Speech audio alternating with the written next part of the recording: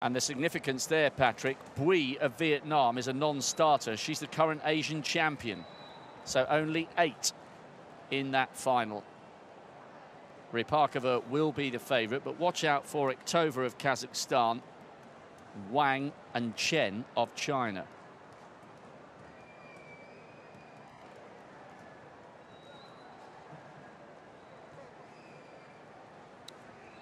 The atmosphere slowly building up to our first track finals. We've got the 4 relays, the 2 1500s and the men's 5.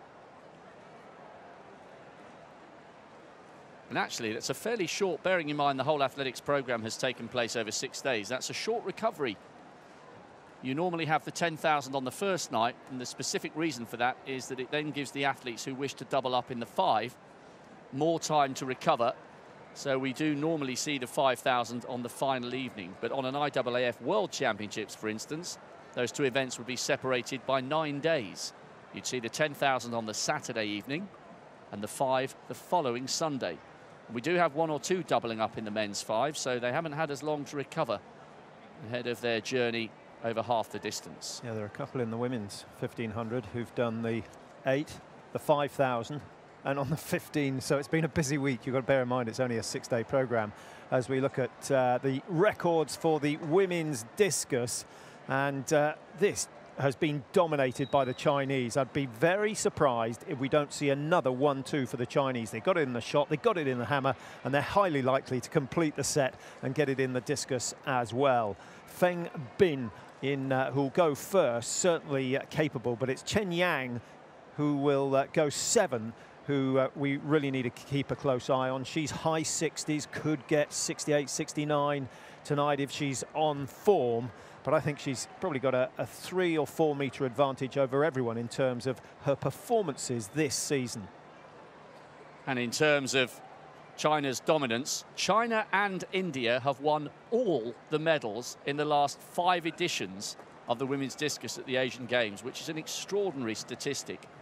All 15 of the medals over the last 5 games in that event. India relying on Sandeep and Punia, and I can't see them doing what they managed last year. They beat China into silver and bronze 4 years ago in the last edition of the Asian Games.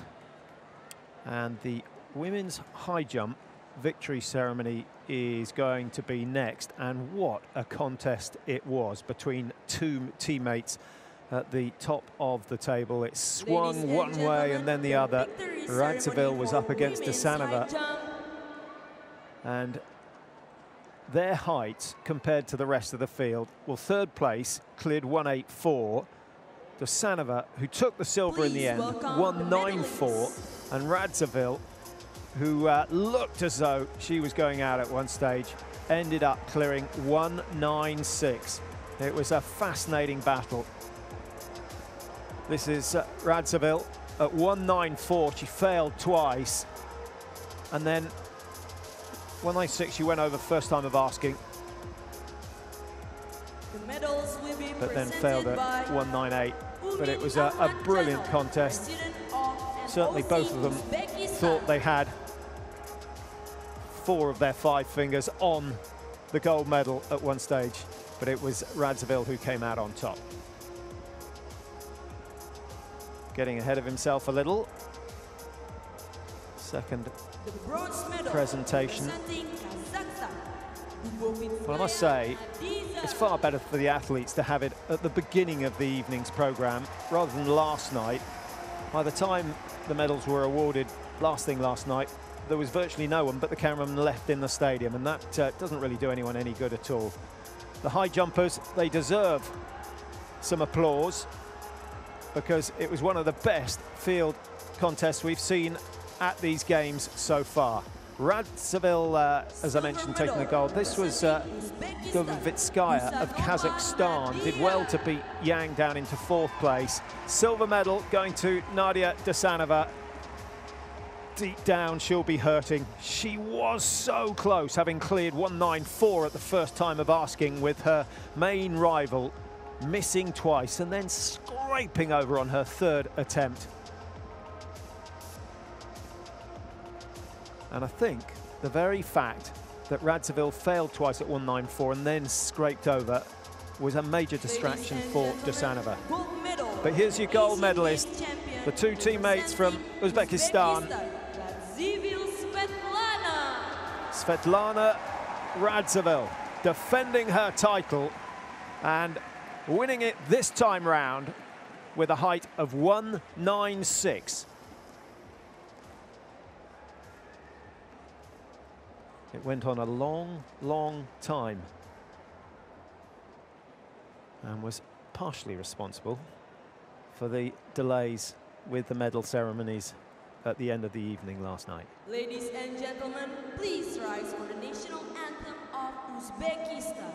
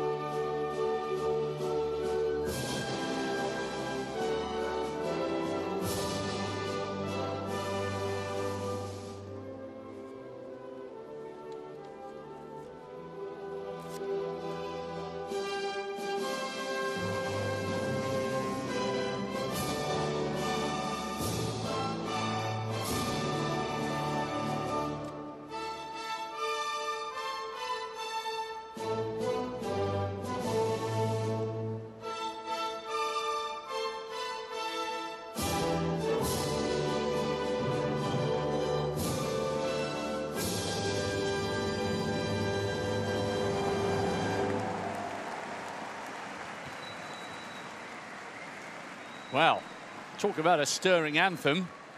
Congratulations to all our medalists. That was a world-class competition. Very, very high standard from all three of the medalists.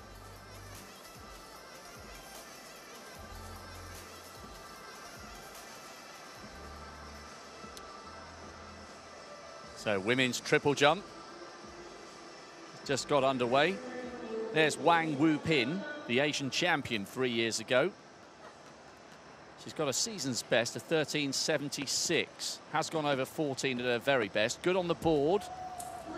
Well, it's a nice solid opener. She was clearly behind the board, so gets that white flag, or on it rather, behind the plasticine.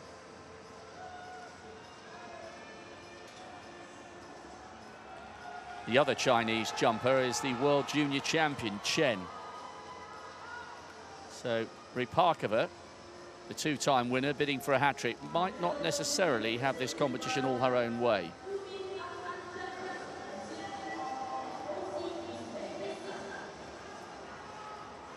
Four athletes here capable of going over the 14-metre mark, and one who should go over the 15. Ripakova, it'd be fantastic to see her do that tonight. And Wang with a jump of 13.53, 7.53. Shwamarong from Thailand, 7th in the long jump, so doubling up.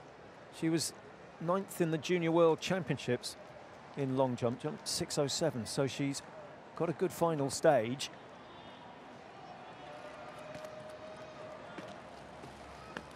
Good on the board. And tell you what, Patrick, she's got an amazing PB. 14.17, national record this year, and a national record in the long, 6.41.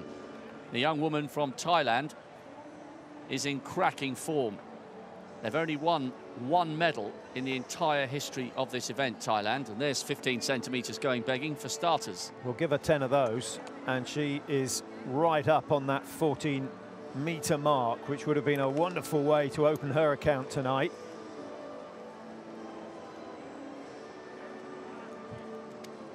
and it's 10 centimetres or so, 13.89. So that will do for starters, and an adjustment on the in-run. I think we'll see a lot better from her. Irina Ektova, one of the two Kazakhstanis in this competition, Ripakova the other one. She got a bronze behind her teammate 4 years ago and picked up a silver at the Asian Championships last year. Very consistent performer. Yeah, her husband, triple jumper as well. I wonder what they talk about all night.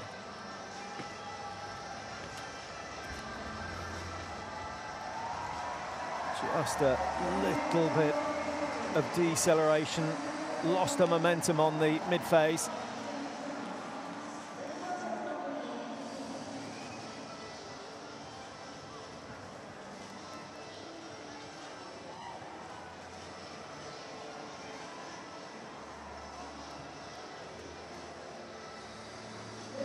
$13.89 leading at the moment.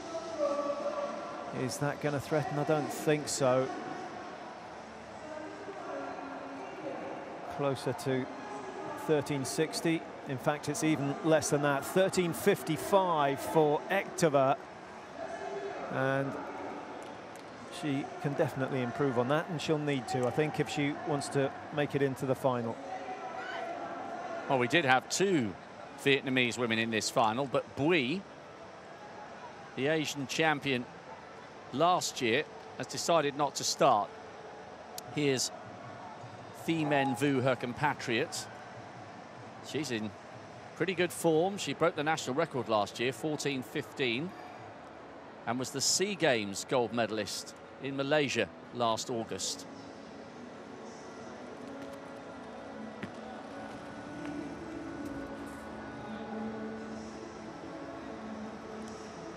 They're all landing in those early to mid-13s. It would be great if we got a couple of jumps over 14 metres, and perhaps we will expect to see that with Ripakova, who jumps next at the age of 33. I think it's worth pointing out that Bui, who is not competing tonight, got herself a gold medal in the long jump with a 6.55. So I think a few of the field will be relieved that she's decided to have the evening off. Deciding one gold was enough. 13.70, she moves into second place with the season's best. Good start. Shwamarang of Thailand still leading with 13.89 as we go to Olga Ripakova, the Olympic gold in 2012. She got silver in 08, she got bronze in 16. There aren't many athletes who have a full set of Olympic medals. You're looking at one of them right now. Triple jump champion here at the Asian Games in both 2010 and 2014.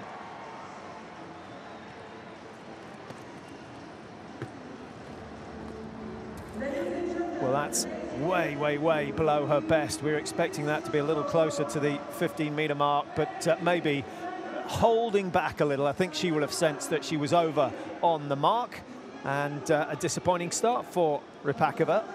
Are we going to see a different champion tonight? I don't think so. Yeah, she would have been well aware that she was over, and a minor adjustment needed. Yes, just a couple of centimetres, but a little bit of food for thought for the two-time Asian Games winner. She's got a whole hatful of World Championship medals as well. Amazing performer when it comes to the big occasion. Now, the women's discus. Feng Bin, the 8th best thrower in the world this year, 8th in the Olympics 2 years ago. That's a modest opener by her standards, but it will already put her some way clear of most of the rest in this field, apart from her compatriot Chen, who's gone over 67 metres this season. 8th in the Olympics, 8th in the World Championships, and what's that? It's well over 5 metres below her PB. There's more to give, but 57.26. Just having a look, I think probably only 2 other athletes, apart from Chen, who can challenge that distance. The Games record standing at 42.83. 3 for the women's 4x100, which is going to be the next event on the track. And after last night's heats, everyone looking forward to the battle between Bahrain and China. And they go, incidentally, in lanes 3 and 4. Bahrain running the same team in the same order. China bringing in Wei and Guy instead of Huang and Kong, who did a good job last night. So Vietnam in lane 1. Outsiders from medal, keep an eye on them. They had a pretty good time last night. Was impressed, 43.88. That was a wonderful thing, and it was based largely on some very, very slick handovers. And actually, that's where Bahrain went wrong. They had a couple of really sloppy handovers. It was though it smacked of complacency, to be honest, and I just thought they haven't been doing enough training. They may well come unstuck. We will see. Japan out in lane 8, 44.95 last night. Second heat, finishing third. Chinese Taipei inside them. Liao, Hu and Chen. Thailand going in lane 6, a 44.8 last night. They won this in 2010, 8 years ago. Can they rewrite history? Kazakhstan, 44.4 last night. Ziabakina goes in lane 1, and Safronova switches from 3 to take the anchor leg tonight. China, Liang, Wei, who's already got herself 2 bronze medals in the 1 and the 2, goes on the second leg. Xi and Wan, and then Bahrain. The favourites, I think, look at that lineup. Essa, Odiong, Akaldi, and then they finish off with Nasser, exactly the same order as last night. Odiong with 2 golds, Nasser with a gold in the 400 metres. Inside Bahrain, we've got Hong Kong, who will struggle to beat the 45-second mark. And if they don't, they won't feature on the podium, unless, of course, we have a couple of disqualifications, a couple of drop battens. And then Vietnam, who were thrilled with their performance last night. They won, finished 4th in Heat 1, but Heat 1 was very, very quick, with Bahrain and China both going in that heat. So 1 is Vietnam, Hong Kong 2, Bahrain 3, China in 4, Kazakhstan and Thailand in 5 and 6, 7 is Chinese Taipei, and on the outside, Japan. All eyes on lanes 3 and 4. Japan with 6 golds in this contest. They're going to struggle to make that 7. So away we go, and it's a very good start from Bahrain. Imran Essa with a good leg so far, but look at China storming away. Liang's had an absolute cracker. Watch for the handover. Still China leading Bahrain at this stage as they go down the back straight. They've overtaken all but 1 at this stage, and it's still China in a good position. Superb hangover to Ji, and Wan lined up for the final leg. Now Bahrain have got to start to make a move. They're under pressure. It's Nasser versus Wan, and through they come. Have a look at this. China still leading. Wan is absolutely storming away, but here comes Nasser with 10 metres to go. Nasser takes it, and 42.71, a new games record. They take that away from China as well. Bahrain, they left it late. They left it very late. But my goodness, Salwa Nasser, so composed, fully confident, chasing down Wan Kiki in the last 20 metres. Brilliant race. What a way to start the track action tonight. Kazakhstan delighted because they're on the podium with the bronze. Watch this leg from Salwa Nasser. On the right of picture there, she's 2 metres down at this stage. Yuan ran really well at this stage. Perhaps you thought she would hold, but now comes the 400-metre strength and speed. And look at the celebration. Boom, we've taken your title. Well, I think she nearly took Wan's head off with that celebration. Powerful run. We saw Wan do exactly this last night. China beat Bahrain last night, incidentally, in the heats, but that was really because Wan ran right through the line, and Bahrain with Nasser just easing off. So fluid, the length of stride. Watch the eyes. There she looks, and there she looks again, and she gets tense. Yeah, Nasser, in contrast, beautifully relaxed. That was a superb piece of sprinting. Tension, the enemy for the sprinter, and you can see it most of all in the neck muscles. Have a look at the exchanges. Are we clean? We've got Bahrain in 3, we've got China in 4. Bahrain still not that slick, but better than they were last night. They needed to be. Just keeping an eye on Bahrain's feet, very, very close to the line. Well, I thought the Kazakhstani changeover there was very, very, very late. Watch again. Interesting to see if the judges asked to have a look at that. Kazakhstan, who came through really well for the bronze medal. Final exchange, China in the lead at this stage. There you see the margin, 1.5 meters, 2 meters, I think Wan built it up to by the time she went through 40 meters. But then it was Wan who was decelerating the most. The eyes stay looking down the track from Wan. And again, a little bit uncomfortable for Bahrain. They rely on their leg speed, not their handovers. There's Odiong with a big, big smile. 3 golds now she's taken from these Asian Games. The 100, the 200, and the 4x1. Bahrain now top, their best ever gold medal haul at an Asian Games, all of them coming from the Athletic Stadium. They take their tally to 10, and they could add to that later tonight. Great finish there from Bahrain. I really enjoyed that. Round 2, Wang Wupin. We're getting ahead of ourselves. The Asian champion from 3 years ago.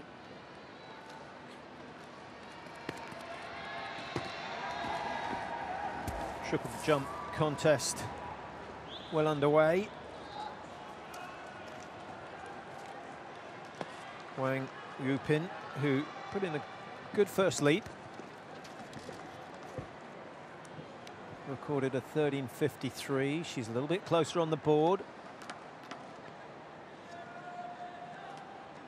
And she's certainly one of the athletes capable of going over 14 meters. The title generally won, no one's won in the last 4 editions, going under 14.20, so that gives you some idea of what they're going to have to do. And 13.58, it's an improvement, but it's not enough. And that keeps her in 4th place for now. Chao Marong, the national record holder for Thailand. Remember, they've only won 1 medal in the history of this event.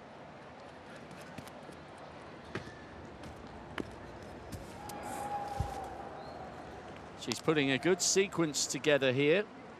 13.89 in the first round, with something like 10 centimetres or 15 centimetres perhaps even behind the board. It was 15, yeah. And that's definitely an improvement. So is she going to get closer to the 14-metre line? Looks like it. 13.89 to put herself in the lead after the first jump.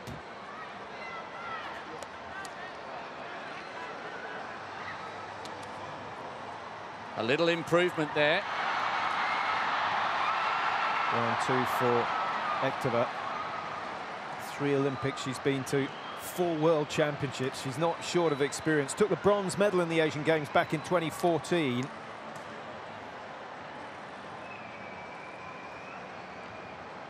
$13.55 in round 1.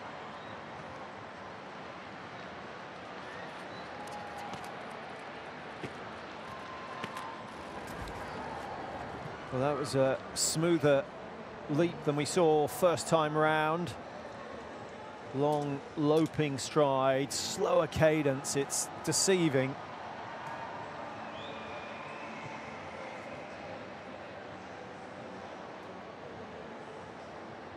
And 13 centimetres given away, as you can see. The impact after the hop can be so damaging to whichever leg you land on. The eccentric contractions of the quads. 13.58, so again a slight improvement of a few centimetres.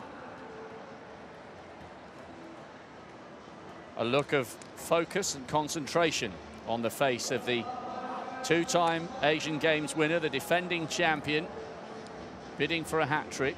She is the best jumper from the Asian continent so far this year. She's been around at the top for more than a decade. Just a little over the plasticine in the first round. That looked fairly close again. Gets the white flag this time.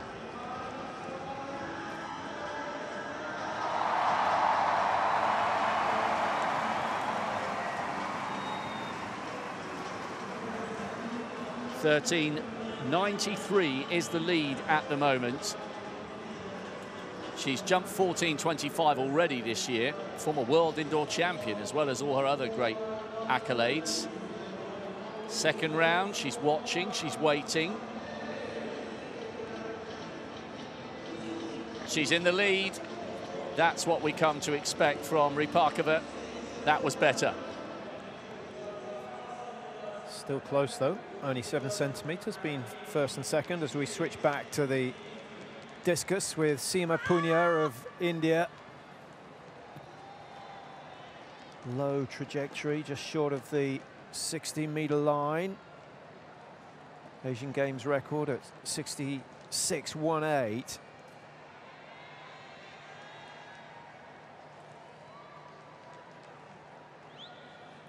She is the defending champion, Punia, but you suspect she'll have her work cut out to beat Feng and Chen on current season's form. But she's in the lead, 58.51. 151, first round for Chen Yang. Now, this should be a little special. She's gone 67.03 so far this year. Fast spin in the circle. Doesn't quite get the discus flat. It will lose a few metres as a result, but she's going to be there or thereabouts.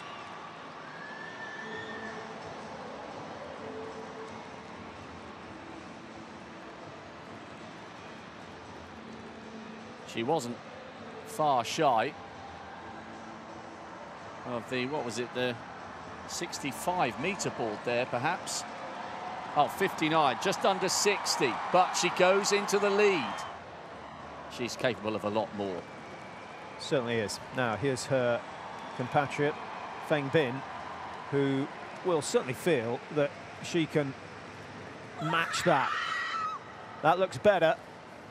Drifted slightly over to the right-hand side, but she's gone over 60 and into the lead without a shadow of doubt. Question is, has she thrown it far enough to put her teammate under pressure? Chen watching. Will she be celebrating for her teammate? I don't think so at this stage. She desperately wants the title. And 61.84, a decent margin. I think she's just laid down the gauntlet, so let's see how Chen responds. Asian champion last year, not too far away from the podium in Rio 2 years ago. Is this better? Is it bigger? Yes, I think it is.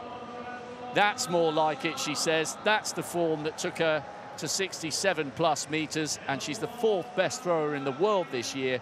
She should on paper be more than comfortable trying to overhaul 61 metres, and she's produced it there. Lovely flat flight from the discus. On the last one, she released it horizontal, and it dripped away to the, just drifted and slipped away to the left-hand side as she threw it. This time, well, like a frisbee, you have to release it at an angle for it to level out. And that has put some pressure back on Feng. 61.84, her best. 64.45 she's after. Third throw. Well, she gave that everything, but she's not quite there. She's putting together a tremendous sequence. 57, 61.84. and that looked longer than the last throw, but it certainly didn't look as long as the one we've just seen from Chen Yang. Yeah, Chen Yang was not too far away from the 65-metre line. It's turning out to be the Chinese duel we were expecting. And Feng Bin, 62.34, she closes the gap, but her teammate still has the edge. Sima Punia had the lead temporarily early on through a 58.51, and then a no throw on her second attempt. Throws that low, but it's a beautiful action from Punia. She's hungry. She wants gold, not the silver, not the bronze. Look at the effort in the face. Every sinew strained. Slightly off balance, which is never really a good sign at the end of the rotation. And throws it out to 62.26 and into third place and comfortably ahead of fourth. So may just have secured the bronze medal with that throw. It was much better. Her reaction told you that as she released the discus. China 1 and 2, India 3. Remember, the two nations have won all the medals in the last 5 editions in the discus, and they could well do it again here. Long way to go, though, approaching the halfway stage of the women's discus final.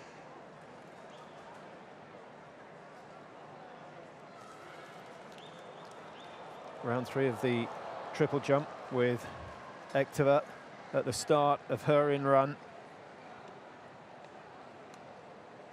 One of 2 Kazakhs, both with the potential to take medals. Ripakova has already launched her first big one and gone up to 14 meters. Ekteva needs to respond. Very consistent so far, Patrick. 13.55, 13.58, but she knows she's good enough to get over 14 meters and has done so this season. And she gets the red flag. That's a shame.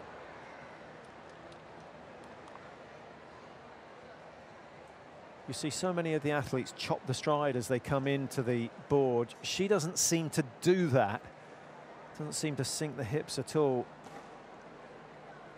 Well, we will keep across the discus and the triple jump finals.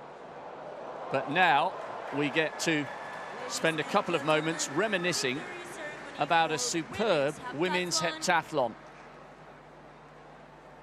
Barman of India was so courageous in that 800 meters. She's still got strapping over her face. We're not quite sure what the problem is. It was causing her great discomfort, but despite that, she was brilliant in the high jump. She had a massive PB in the javelin, which gave her the edge over her Chinese rival, and huge celebrations at the end last night, Patrick. I can only think it's the what's known as the mandibular joint, which is basically your jaw joint. And if that gets inflamed, it is excruciatingly painful. But generally, it stops you opening your mouth at all. But I remember in the high jump, Rob, every time she landed, and obviously you land on the back of your neck in the high jump nowadays, it looks so painful that I, for one, certainly thought she was going to be pulling out halfway through the contest.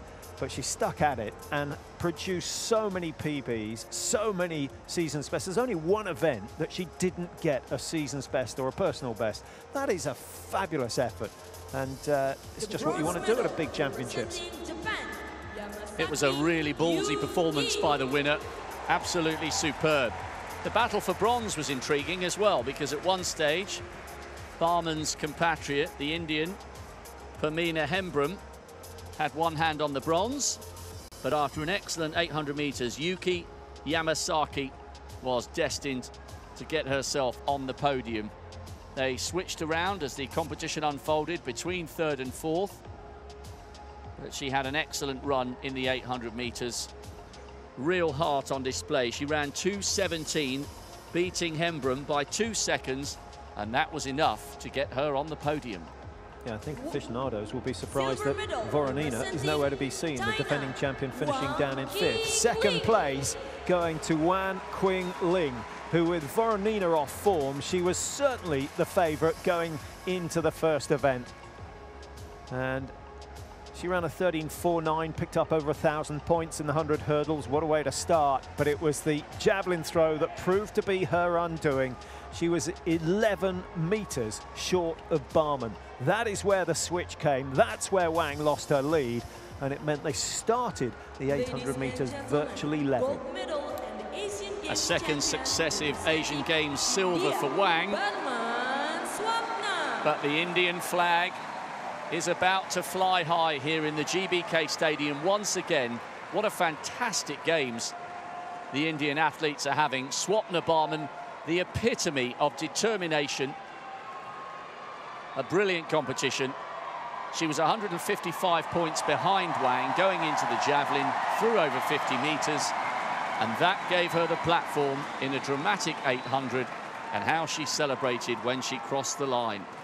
She is now the Asian Games champion, producing over 6,000 points, comfortably clear of Wang in second place in the end. And once again, we will turn to hear the Indian national anthem. Face injury or not, she is the champion.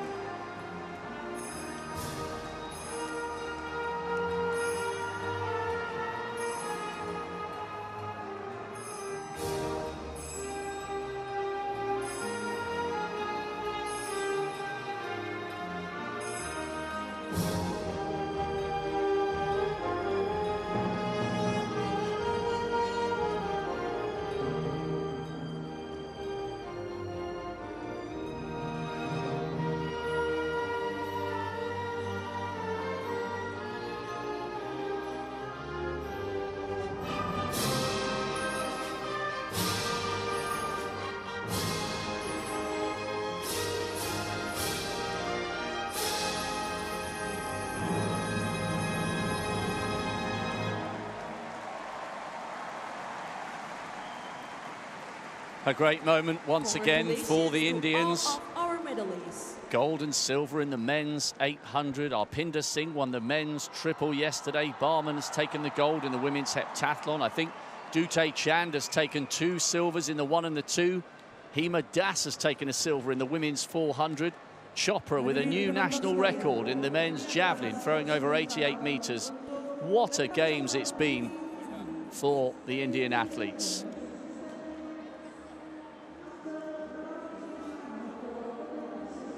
Right then, here we go with the men's 4x100 metre relay. Japan were the silver medalists 4 years ago and picked up the silver in the Olympics. The Chinese quartet, well, they're the defending champions and the reigning Asian champions. China in 4, Japan in 5. But the Indonesians were the 3rd fastest in qualifying. They've got their young rock star, Zauri, going on the 2nd leg for them, World Junior Champion.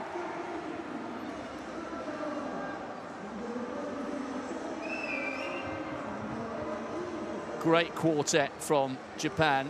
Kiryu on the 3rd leg, and it's Cambridge anchoring them home. A little bit unlucky in the 200 metres. It was his compatriot Koika who took the title. Yamagata, Tada, Kiryu and Cambridge for Japan in 5. Japan's last gold medal in this event was 20 years ago. China just on their inside. Xu Bing-Chan, what a fabulous run in that 100 metres. He's run 9.91 twice this year and has gone 9.92 for his victory here in the 100 metres. It was an outstanding win, taking the title by 0.08 of a second, and China might need him to fly round that bend. Hong Kong, Malaysia, Indonesia, China, Japan, Chinese Taipei, Korea and Thailand. The tension just beginning to rise here. We've got more people here in the stadium than we've had on any preceding evening, and how it would enliven things if the Indonesians are in the mix for a medal. Good crowd in tonight.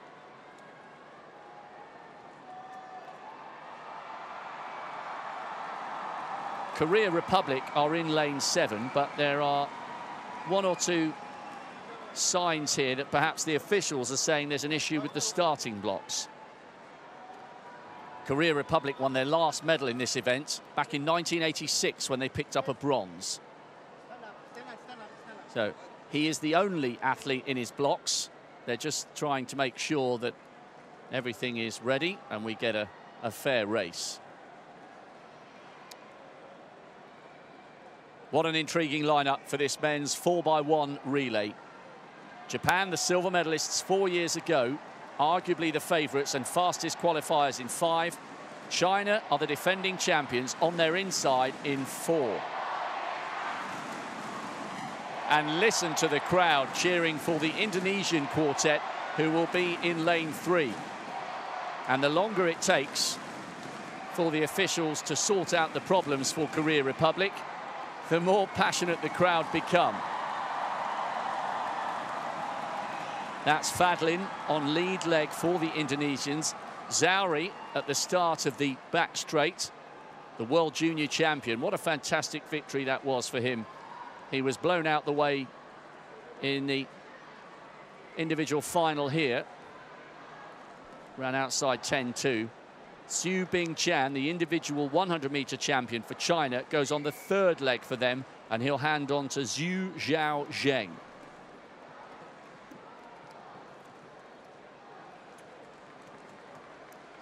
Quite surprising when you recollect what a great quartet the Japanese have got, that they haven't won this title for 20 years.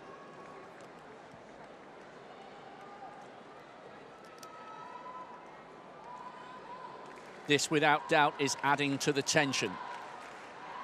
Hopefully the officials can get towards some kind of solution quite quickly. 38.2 for the Japanese last night, 38.88 for China, and Indonesia 39.03. Chinese Taipei, incidentally, who were silver medalists back in 2010, they were the 4th fastest qualifiers. Fastest losers were Hong Kong and Malaysia, which is why they're on those tight inside lanes 1 and 2. Thailand. Right, here we go. Thailand, Asian Championships silver medalists last year, on the outside in lane 8. Confident there from their lead man. Korea Republic with O have at last got their block issues sorted out. Taegon Park, a very good 200-meter runner on the second leg for them. Lane 6, Chinese Taipei in 6. Yang Chunhan going on the second leg. They're anchored home by Wei. Is this the day Japan deliver their first gold in this event for 20 years? That's a great lineup. Cambridge will have the job of anchoring them home. China, the Asian champions, the reigning Asian Games champions, with the star man on their third leg. Listen to this. Can they ignite this crowd and produce a medal? Zauri will go storming down the back straight if they can get the baton round. Janton anchors the Malaysians home. It's Nixon Kennedy on the lead leg for them, qualified as fastest losers. So too did Hong Kong on the inside. A tough race from lane 1. They've done really well to make it this far. Hong Kong in 1, Malaysia 2, Indonesia 3, China 4, Japan 5, marginal favourites, Chinese Taipei 6, Korea Republic 7, Thailand 8. The final of the men's 4x100-meter relay. Behind the blocks. Is this the day that Japan deliver a title they haven't held for 2 decades? Or will the Chinese reign supreme again, as they did 4 years ago in Incheon?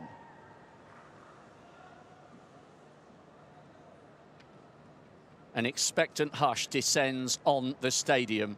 Huge moments for the quartets of both nations. China in 4, Japan in 5.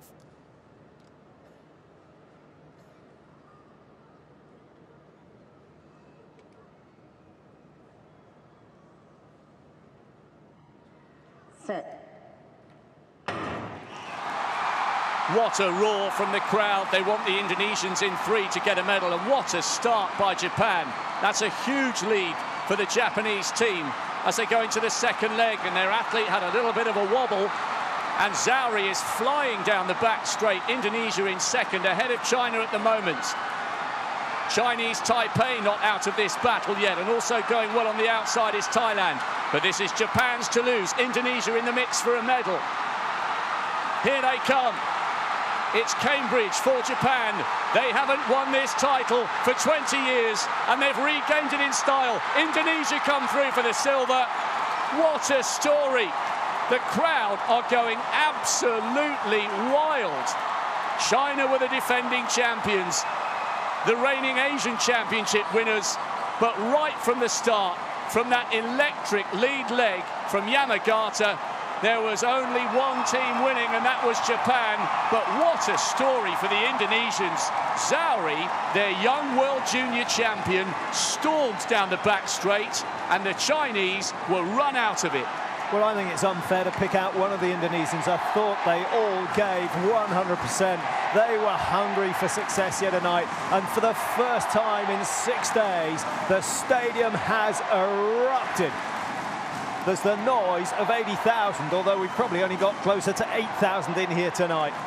Great run from Japan, take nothing away from them, but the story really was the Indonesians getting the silver medal. China run out of it. They are on the podium, but they're not used to finishing with the bronze. Remember, defending champions, and they won the Asian Championship last year.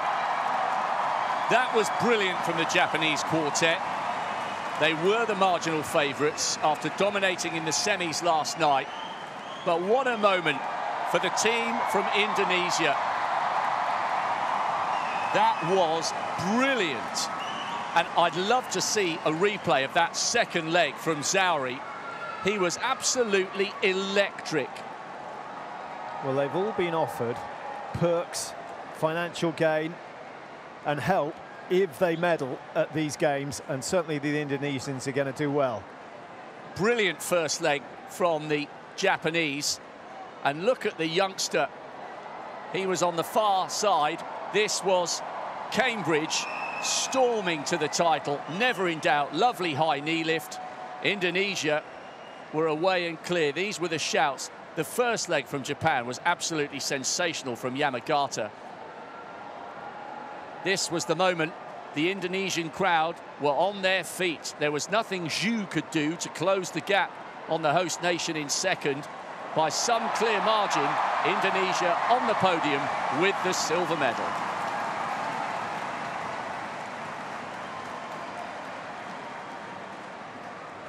Cambridge looks good, but there was every danger of the Indonesians tying up in that situation. Look at the size of the lead here, Patrick, for Japan. He ran an unbelievable bend. He did wobble and put his foot on the lane, but he put his foot on the lane outside him. This was the point at which Zauri, on the right of your, in the middle of your picture there, had come through on the inside of the Chinese. Zauri finishing his leg, and Indonesia were up to the silver medal position. And by the way, the crowd in the stadium are seeing these replays, and they're still going wild. I think you need to watch this exchange. Did the Japanese athlete impede the team behind? No, he was too far clear. No danger of disqualification there. And Cambridge soon into that lovely fluid run of his. But the crowd still absolutely ecstatic by the fact that the home team have taken the silver. Their time 38.77, which is hugely impressive. Great race.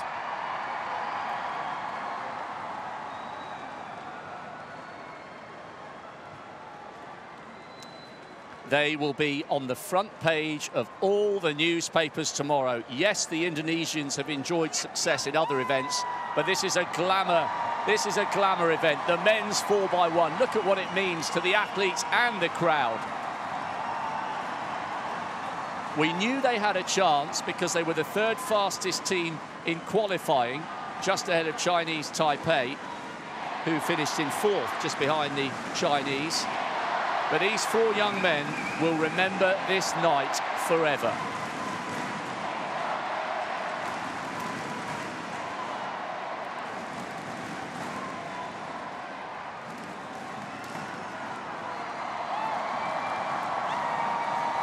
Wow, you don't need any translation for how he feels. Just superb. Yeah, I really enjoyed that, and we needed that sort of a result on night one, and I'm pretty sure we would have seen bigger crowd numbers all the way through the week, but those who have turned out tonight, and we've got the best crowd of the week so far, they came to watch this race specifically, and they've been treated to an absolute cracker. And of course, we've still got the 4x4s to come later on tonight. For many, that is the highlight, and the 1500 metres still to be run on the track.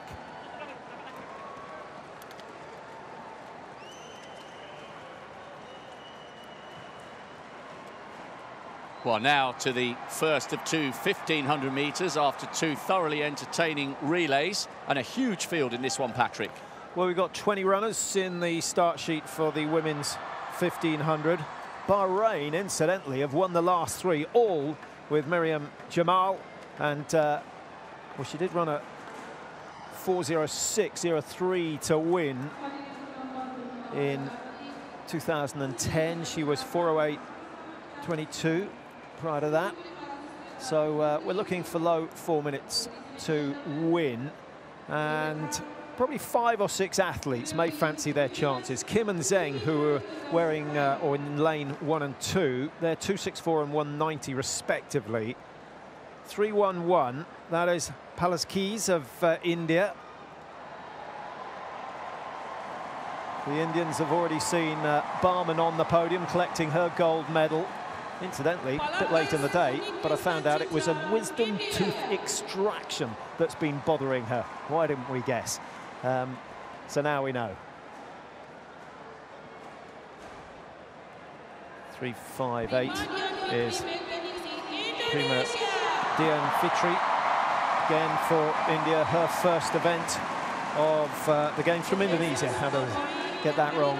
And she will get a lot of support on her way round tonight. De Jesus Ornay, just 4'11". Oh my goodness, she's going to have a stride half the length of the bigger athletes here. 6'26". Shuluku from Mongolia made it into the 800 but didn't get out of the heat. 6'37", that's Batrai from Nepal, can go under 4:30 and may well be in the mix come the last lap. Naroznak from Kazakhstan. Kazakhstan with 9 golds so far. 1:06. That is Tigist Bilay racing for Bahrain, switched from Ethiopia to Bahrain. She was 4th in the cross-country World Championships last year. 8:08. Angela Freitas de Fatima, and she ran the 5,000 and the 800. 1:05. Beth Kadou from Bahrain again, perhaps a hot favourite. She's already got a gold from the 5,000 metres. Keep an eye on her. She was some 22 seconds clear of the next fastest in the 5,000. She's a phenomenal athlete, but how will she cope at 1,500? 9:26. Aminah from the Maldives. 8:43 next to her. Nguyen from Vietnam. Bronze in the steeplechase. She is strong. Kim from Korea did a 2:15.800. So looking at something like 4:35, that shouldn't be competitive. Zhong of China, weighing 191. 5:81 is Satorova of Kazakhstan, knocked out in the heats of the 800. Zheng wearing 190. Certainly a potential medalist here tonight. She has run 4:10.32 in the Diamond League. And 2:64 on the inside is Kim Son-hui. Again, a small figure, but she weighs in at something like 41 kilos. Power to weight ratio, pretty handy. So 20 athletes lined up. Kim and Zheng nearest the camera, certainly worth watching. Beth Kadou, who's wearing 105 in Bahrain's colours. She was 5th in the World Championships way back in 2011. And we're looking for a winning time. Are we going to go under 4:10? That would be good. The games record at 4:06. Sunita Rani, the world record, at 3:50. They're going to get nowhere near that at this pace. It's very, very conservative. You can always tell from the size of the group and the distance between the front and the back of the group. As soon as someone puts their foot down, we will see them strung out in no time. Well, Belay went straight to the front, talking about the athlete wearing 106. And look at this from Kilkadan Befkadu. Belay went to the front, expecting it to be fast, and then sat in.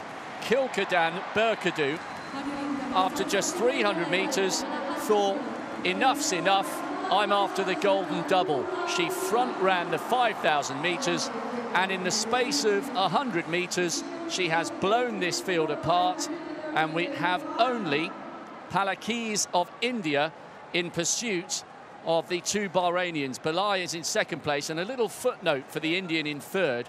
She's in PB shape this year, Patrick, 4:11. She qualified for the World Championships last year. The Indians didn't pick her. She launched a legal protest, which she won, but not with enough time to spare to compete at the World Championships. So the Indian in third has a real point to prove here in Jakarta. Well, she certainly does, and all credit to her for going with Befkadu and Belay. And Befkadu switching to Bahrain from Ethiopia again back in 2013. Just a reminder, the gold medalist from the 5,000 metres, leading the way at the moment. She had real Achilles problems in the middle of her career. 2012, in fact, didn't return until 2014. That's always a concern, but she's in fine shape at the moment, and the two Bahrainis starting to pull clear, and the Indians' efforts, well, she had a go, and now she's going to pay the price for running their race and not her own.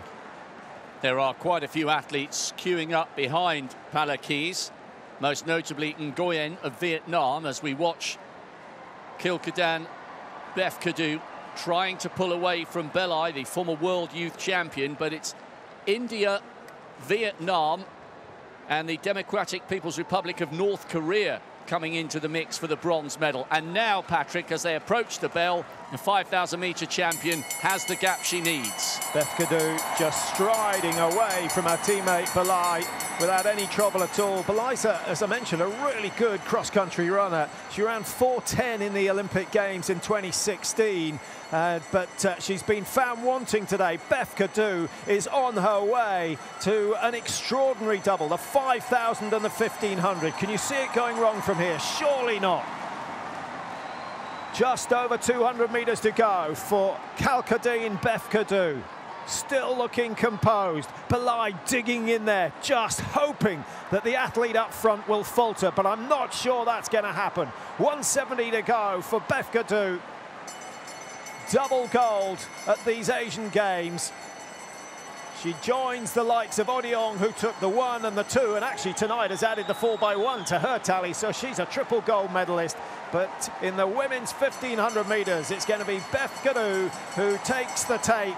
Watch the clock, she's into the low 4 minutes. Sub 4:10 is an impressive run. It's going to be 4:07.88. Befkadu takes it. Belay in second place, and the Indian hanging on in there. Palakis, that is fantastic, and it rounds off a tremendous story. Well, the Bahraini was not to be denied, and look at what this means to her. We saw similar scenes of celebration after her victory in the 5,000 metres. She was such a talented junior, world indoor champion 8 years ago, ravaged by injuries, switched allegiance from Ethiopia to Bahrain, and now she is back on top. She went to the front after 300 metres and blew the field apart in the space of probably 15 seconds. That's the mark of a young woman full of confidence, full of running, and back to the very peak of her powers. Really good to see that from the Bahraini. Belai was in second. I really enjoyed that as we watched the backmarkers coming home. I really enjoyed that battle for third, by the way, because Nguyen of Vietnam went storming past Palakis. And she suddenly found herself run out of it, the Vietnamese. And here's the athlete in last place coming home. And almost, what's that, a minute 20 behind the winning time of 4:07.88. But the crowd getting behind the first and getting behind the last. They've been very generous right throughout these championships in the stadium, and they will have enjoyed that run from Kalkadine Befkadu. I think most of them were watching open-mouthed in the 5,000 metres as she just got further and further ahead. It was a slow start, but it wasn't long before Befkadu said, "I've had enough of this," from back to front, and then everyone had to follow. And actually that move caught quite a few of the top runners out. They found themselves 10-15 metres behind with a lot of work to do, and it really disrupted the race of many. Befkadu had it planned all along. Well, she's just full of confidence. I think the 5,000 must have really reignited her love affair with athletics, because when you've been to the top, as she has, a long time ago, and then had a huge void of injury, the doubts begin to creep in that you'll ever experience those days again. And yes, she, of course, would have to take another step up in class to win a gold medal at a world championship with so many women running inside 4 minutes. But one step at a time. She's fit and healthy again. She's winning again. And if she has a good winter, she could be a real force on the global stage next year.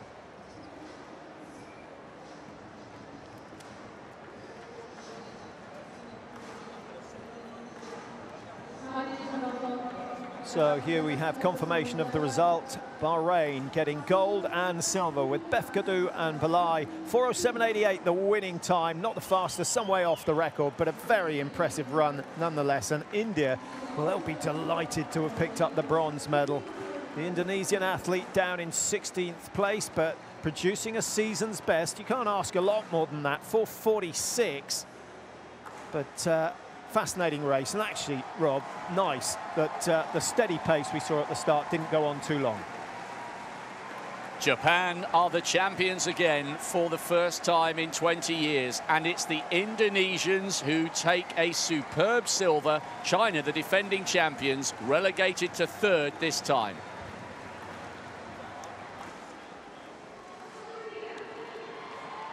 Back to the discus. This is Feng in round 4. We've seen the lead changing hands between Feng and her compatriot Chen. Very close to the gold medal winning line. But Chen will fancy.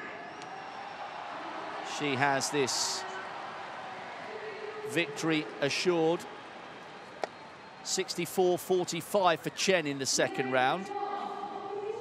62-34. Her best so far for Feng.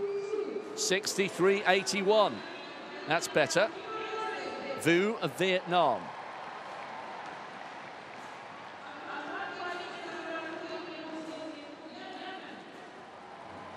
SEA Games gold medalist last year. National record of 14:15. In 2017, so she's in fine form.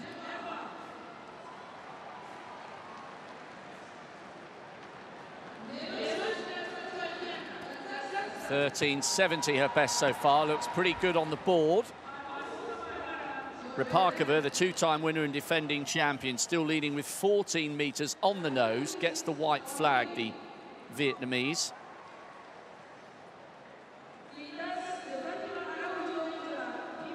Bui, her compatriot, opting not to take her place in the starting lineup after winning the long jump.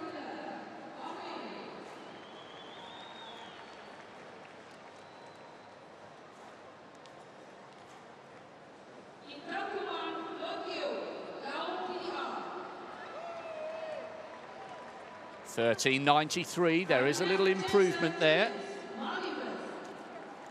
Third place.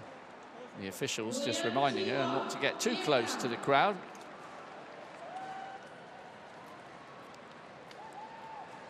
Chen the Asian champion, one of the best throwers in the world this year, leading already. Looking to go over 65 metres, and does so with that effort, you suspect. Very close. 64.45 in the second round. We wondered before this competition whether Li Yangfeng's games record would be under threat. 64.89, that is an improvement. She's consolidating her lead. Last chance for Chen then to overhaul her more decorated compatriot. We knew this was going to be a Chinese battle for gold. We suspected Chen would be the winner. Is she going to be? It's close. Another good effort from Feng Bin. 8th in Rio, 8th in London last year, just 24 years of age. 3 years younger than the woman she's so desperate to beat. I think she's resigned herself to the silver, and that is in fact the case. 64.25. It's a good card, but not enough to challenge this woman and deny her the title. The Asian champion has become the Asian Games champion. Can she finish with a big throw? Maybe have an attempt on that Games record. Very consistent, just around about the 65-metre line again. 64.89, her lead at the moment in the penultimate round. Always nice if these athletes can finish with their best throw.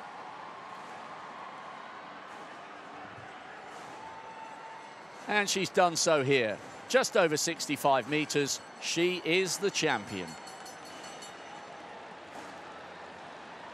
She looks a little bit nonplussed.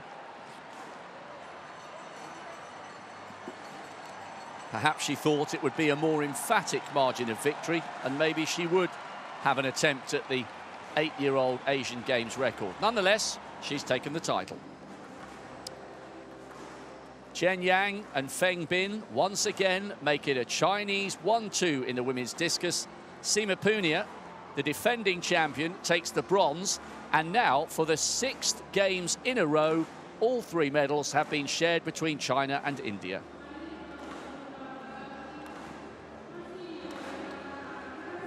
Well, 2 nights ago, we saw the first Indian champion at the men's 800 metres for 36 years. It was better than that on that night because India occupied the first 2 spots, and both men are back here challenging for what would be a remarkable middle distance double. Jinson Johnson, he was the silver medalist the other night, but perhaps the greatest threat is going to come from Qatar. Hamza Driouch, something of a controversial figure. Also there is Musab Ali wearing 6.97. A dozen men.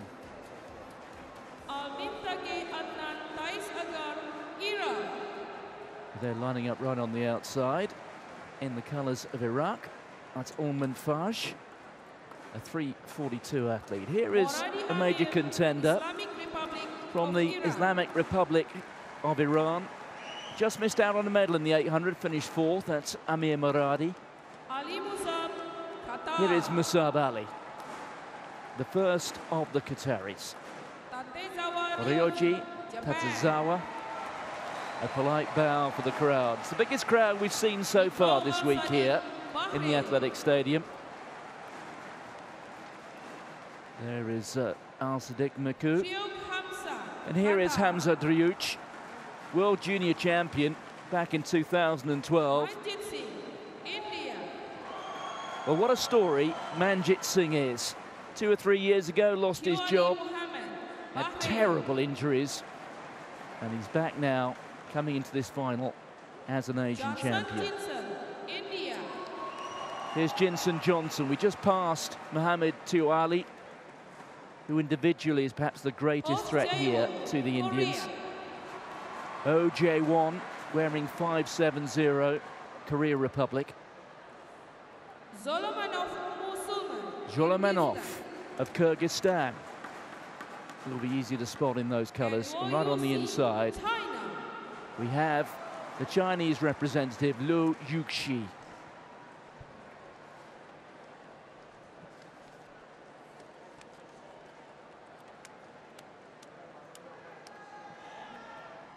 So they used to call it the blue ribbon. It's the men's metric mile, the 1,500 metres. The official just checking the toes are behind the line. 3 3/4 laps to the track. Well, perhaps the greatest threat here to an Indian double again is the fact that they're competing, both Manjit Singh and also Jinson Johnson, for the 4th straight evening. 2 heats of the 800, a heat of the 1,500, and now a final. And it is Alman Faj wearing 905, one of the outsiders who's gone straight to the front. Johnson there in 2nd place. Muradi, the Iranian, there in 3rd. And in 4th place, and look out for him, Tiuali. At the moment, Rob, it's a very modest pace indeed. It's waiting for someone to take this race by the scruff of the neck. It is, and I wonder if it continues like this, it may begin to play into the hands of the fast finishers. But Jinson Johnson playing a good tactical game at the moment. Tiuali looks well poised up on the shoulder of the Iranian, who was only just off the podium in the 800 metres. 6.97, Musab Ali, the Asian under-20 steeplechase and 5,000 metre champion, right at the back of the field, and now beginning to lope his way through the other back markers. But he's doing a good job. Now he's just beginning to wind up the pace a little bit, the Iraqi, but they're not interested in going with him, Martin. The big men are all queuing up behind, waiting for someone to make a really definitive move, which they still haven't done. Well, they're almost through halfway in this 1,500 metre final. It's still Monfage out in front. In 2nd place is Johnson. Then comes the very, very dangerous Tiuali, who has run 3:34, which is world class, although that was 6 years ago. The Chinese starting to make a bit of a move. Luo coming out the outside. And at the moment, the 800 metres champion, Manjit Singh, only has 2 men beside him. So, the penultimate lap. They're running 3 or 4 wide, which goes to show there's no pace on this race at the moment. But each one of these men making sure that they're in a position to cover the move if and when it comes. 138. Wait for him to take off. He's itching to go, is Tiuali. He strutted off the track after winning his heat. He had the air of a confident man. He may well be the man there, 138, to make the move. But look at Johnson. Look also at Muradi, just waiting to cover any moves that come. Manjit Singh, 4 from the black, wearing the blue vest there of India.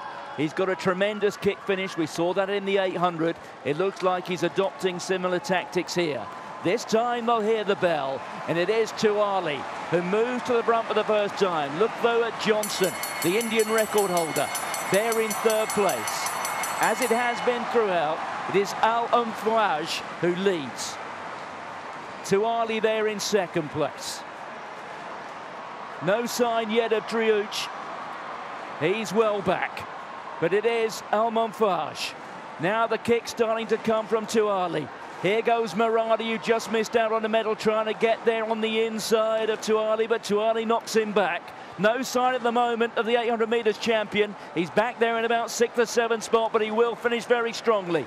But it's going to be Jinson Johnson, a silver medalist into the 800, who hits the front first. And Johnson kicks. 5th place in the Commonwealth Games, a silver medalist here in the 800, but now he's not to be denied. Manjit Singh is finishing very fast, but he's left it far too late.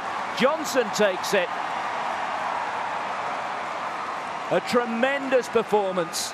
Muradi, 4th in the 800, comes through with a medal this time. But that was almost simple. In its own way, it was rather reminiscent, dare I say, of that old Olympic final in 1980, when Sebastian Coe was denied by Ovet. And Coe came back in the 15, having run a dreadful race in the 8 and made no mistake in the 15, and that's just what Johnson has done here. He got it wrong 2 nights ago, but this was a performance without blemish. India win the 800, they win the 1500, they dominate the middle distances in Asia. A brilliant piece of acceleration there from Jinson Johnson. When he went to the front, it was absolutely definitive. Maradi had used his elbows quite a bit in that race. You can see the tension rising in the face of Tiuali, who was trying to hang on. Maradi was trying to force a gap on the inside down the back straight that wasn't there. He tried to force a gap round the top of the bend that wasn't there. In the end, it made no difference to Jinson Johnson. The 800-metre silver medalist is the 1500-metre champion, and he did that in style. Here we go. Maradi's having a push on Jinson Johnson, and I think he may have had grounds for a protest had the Indian not got on to win the race. He certainly impedes the Iraqi there, but Jinson Johnson, when he hit the front, was not to be denied. He was always pulling away from the rest of the field, and bear in mind that Tiuali is a 3:34 man, although that was a couple of years ago. The Iraqi comes through to take the silver. That was a fine, fine win, beautifully judged. Yeah, I think Maradi was going for a gap which didn't exist. Don't think Johnson did anything wrong at all there. If Maradi was better, he'd go round the outside. He simply didn't have it. And Johnson won that with plenty in hand. Well, set the Indian record earlier in the year on the Gold Coast when he finished in 5th in the Commonwealth Games. Here, he wins his first major title. Maradi comes through with the silver. Tiuali, who threatened so much, there in 3rd. Manjit Singh, another fast finish from him. But in the end, I think the 4th race was a bit too much. And Hamza Driouch, well, the days are long gone when he was running 3:33 as a junior. He has, of course, been away from the sport as a consequence of a doping ban. And in all honesty, never really looks like coming back again. Rapakova. She's had a funny old night, but at the moment, it's still enough for the victory, or for the lead, as we edge towards the climax of the evening. Only one valid jump, and it is 14 metres. She's bidding for a hat-trick of Asian Games titles. Can she improve here? She doesn't seem to have been able to get her run-up right at all. That was better. At last gets the white flag. It is quite an extraordinary record that she's got. Olympic gold, silver and bronze across 3 separate games. Silver in Beijing, gold in London, bronze in Rio. The bronze in Rio was brilliant because she wouldn't necessarily have been expecting that kind of form. Made sure she was miles behind the board there. A whole host of World Championship medals as well. Bronze in Beijing in 15 and in London last year. 14.26. That might well prove good enough to secure her the hat-trick. Yeah, she's been at the top of the tree for a long time, hasn't she? Olga Ripakova, now 33, in an event where really the stresses and the strains on the body, perhaps more in that event than in any at all.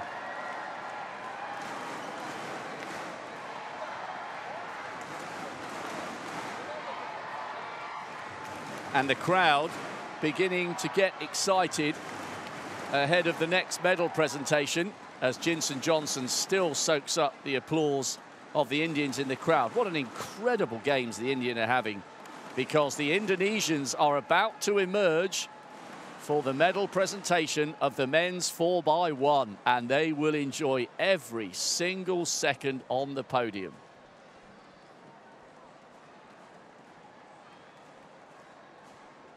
Here we go, the official medal presentation for the men's 4x1 relay, a race in which a quartet of young Indonesians endeared themselves to a nation, and they will be the headline stars of all the newspapers and television crews tomorrow, already bouncing out in front of the Japanese. An emphatic victory for them. Cambridge anchoring them home. Their first Asian Games title since 1998, relegating the defending champions and reigning Asian Championship winners, China, to the bronze. Mr. Sunekazu Takeda, IOC member or OCA Vice President, accompanied by Komjen Paul Dr. Andes Syafruddin, MSI, Menteri Pendaya We were really looking forward to this race. Negara. And it certainly delivered. Presentation party coming out. By the way, we've still got the men's 5,000 metres to come and the traditional final events, the men's and women's 4x4s. Bronze medal representing China. They're not used to finishing third in the Asian Games. The defending champions and reigning Asian Championship winners, China, run out of the battle for gold. They were a long way back in the end, just out-dipping Chinese Taipei for the bronze medal. Zhu Heiying, Mi Hong, Xu Bingqian, and Zhu Xiang. A mark of how good a second leg the Indonesians ran. Xu Bingqian, the individual champion in the 100 with 9.92, bearing in mind he's run 9.91 twice on the circuit this year. He was unable to make an impact round that second bend. That's how far behind they already were.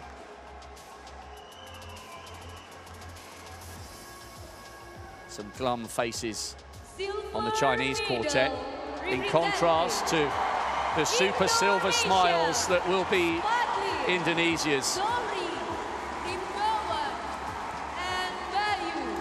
A salute to the crowd, who are all on their feet. Mobile phones, cameras. This is a special night and a special moment for the four young men. Fadlin, Lalu Zori ran a brilliant second leg, the World Junior 100-metre champion. Eko, Rimbawan and Bayu Kertanegara anchored them home. They were some way clear of the Chinese, 38.77.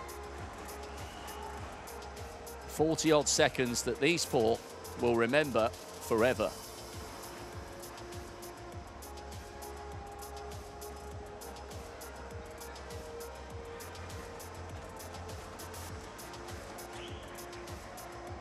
Really set the tone for the rest of the events here in the stadium on this last night of athletics. Ladies and gentlemen, gold medal in But the victory Asian Games champion and the Asian Games title for the first time in 2 decades belongs to Japan. They're developing a fine reputation, this current crop of sprint relay specialists. Silver in Rio, got a bronze in London last year. The first leg of the relay by Ryota Yamagata was brilliant. He stormed round the bend, gave them a handsome lead, one they were never going to relinquish. Shuhei Tada went second leg, Yoshihide Kiryu on third, and then Asuka Cambridge making up for a little bit of individual disappointment in the 200 metres. He brought them home for a glorious finish. They were miles clear, 38.16. A little outside the Asian Games record set by China 4 years ago, but that'll be irrelevant to them. They are the champions of Asia once again. Ladies and gentlemen, please rise for the national anthem of Japan.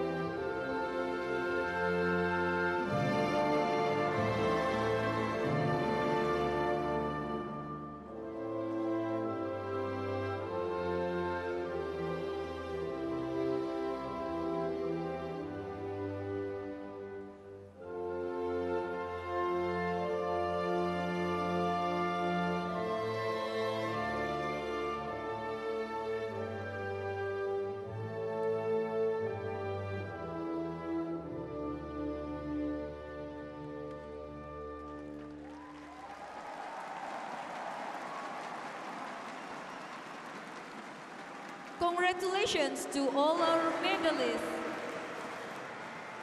Well, that was certainly the highlight for the followers of Indonesia. Tremendous performance there. Perhaps it was really beyond reasonable expectations to think they could take the gold, but it was a stunning run along what was effectively the inside of the track to pick up the silver medal.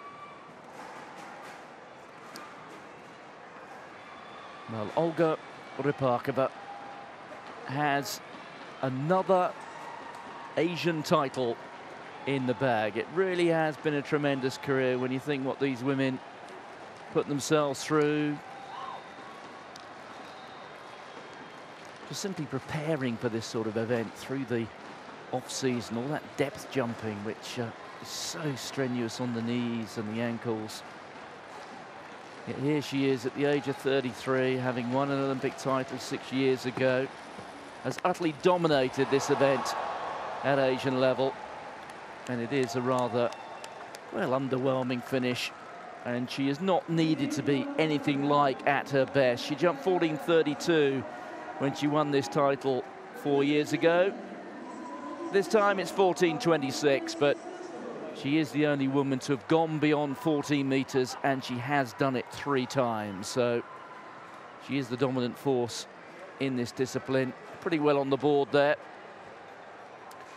And it is just a sequence of consistency that she's demonstrated. She's picked up a bronze medal at each of the last 3 major championship events. So I'm talking about Beijing World Championships 2015, then the Olympics in Rio a year later, and then it was another bronze last year at the age of 32 in London at those World Championships. Silver medal goes to Horinya Chuaemaruang, the athlete from Thailand who came here having jumped quite significantly beyond 14. She goes away with a silver, a best of 13.93. And she wins that on countback by virtue of having had a better second best leap than Vu of Vietnam. Chuaemaruang having jumped 13.91 with her last jump. But there is the champion. It was a disappointing performance from her teammate, Galina Aktova, who was a medalist 4 years ago, who had been beyond 14 meters this season. She was down there in 6th spot with a best of 13.58, but it is the Kazakhstani who is the champion again. And certainly one of those winners here who is of genuine world class, and we have seen quite a few. In all honesty, the depth hasn't necessarily been there across the whole program, but at the sharp end, in a lot of events, we have had global level performances, and while this might not necessarily have been one of those, it certainly came from an athlete who can beat the best in the world. So there it is, Olga Rypakova, 14.26. Chuaemaruang of Thailand, 13.93 in silver, and as you can see there, same distance, but the Thai taking the silver medal on the basis of having had the second or the best second best jump. And Aktova down in 6th spot. A disappointing final for her. So we do have one more individual final to come, and there they are gathering over at the far end of the track. The men's 5,000 meters, a race that could well be dominated once again by Bahrain. 2 very, very classy men running for them. 136 is Albert Ropp, 7th in the Olympics 2 years ago. He got a bronze in this event 4 years ago. 13.11 his season's best. And that's Bahanu Beliu, the fastest man in the world this year. Surprising, actually, that no one's broken 13 minutes, but 13.01. And I wonder what tactics these two may have spoken about. He won in Lausanne and Shanghai. Only 9th in the Olympics 2 years ago. That's he finished just behind Ropp. Here's the official lineup then for the men's 5,000 meters. Govindan, He's hoping to make up for the disappointment of finishing third in the 10,000, only to be disqualified for putting 1 foot on the infield. But Albert Ropp, 1.36, and Bailey, 1.23, will be the men to watch. The Mongolian, the man from Thailand, well, both Mongolians, and Tuntivate of Thailand deciding not to take their place in the starting lineup.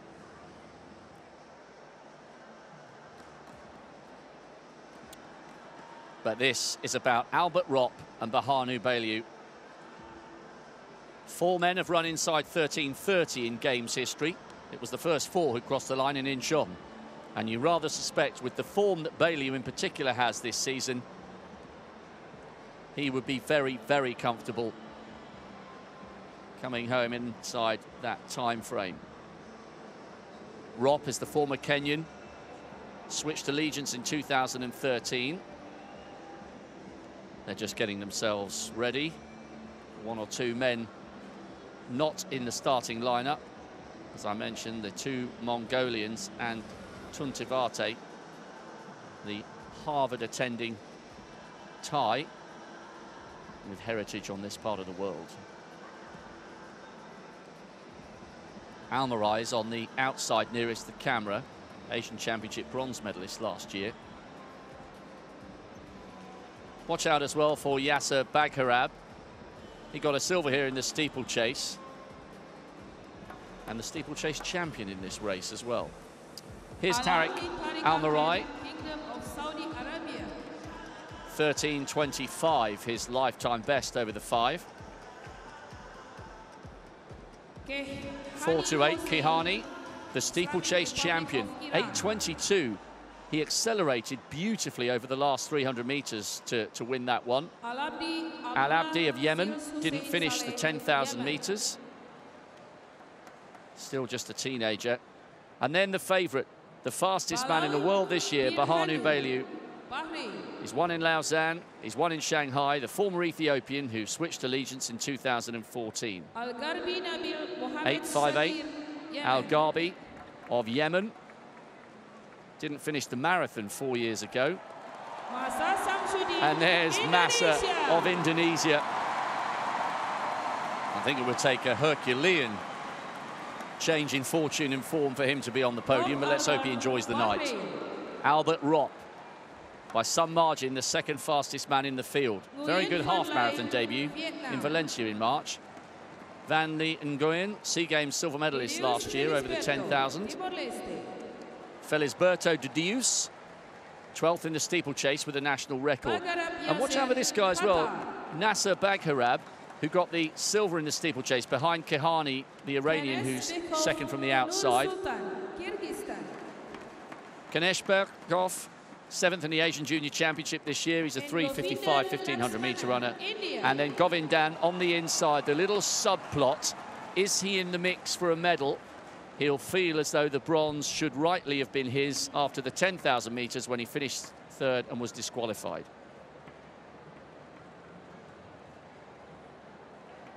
The final of the men's 5,000 meters, the last individual title available, and it's underway here in the GBK Stadium.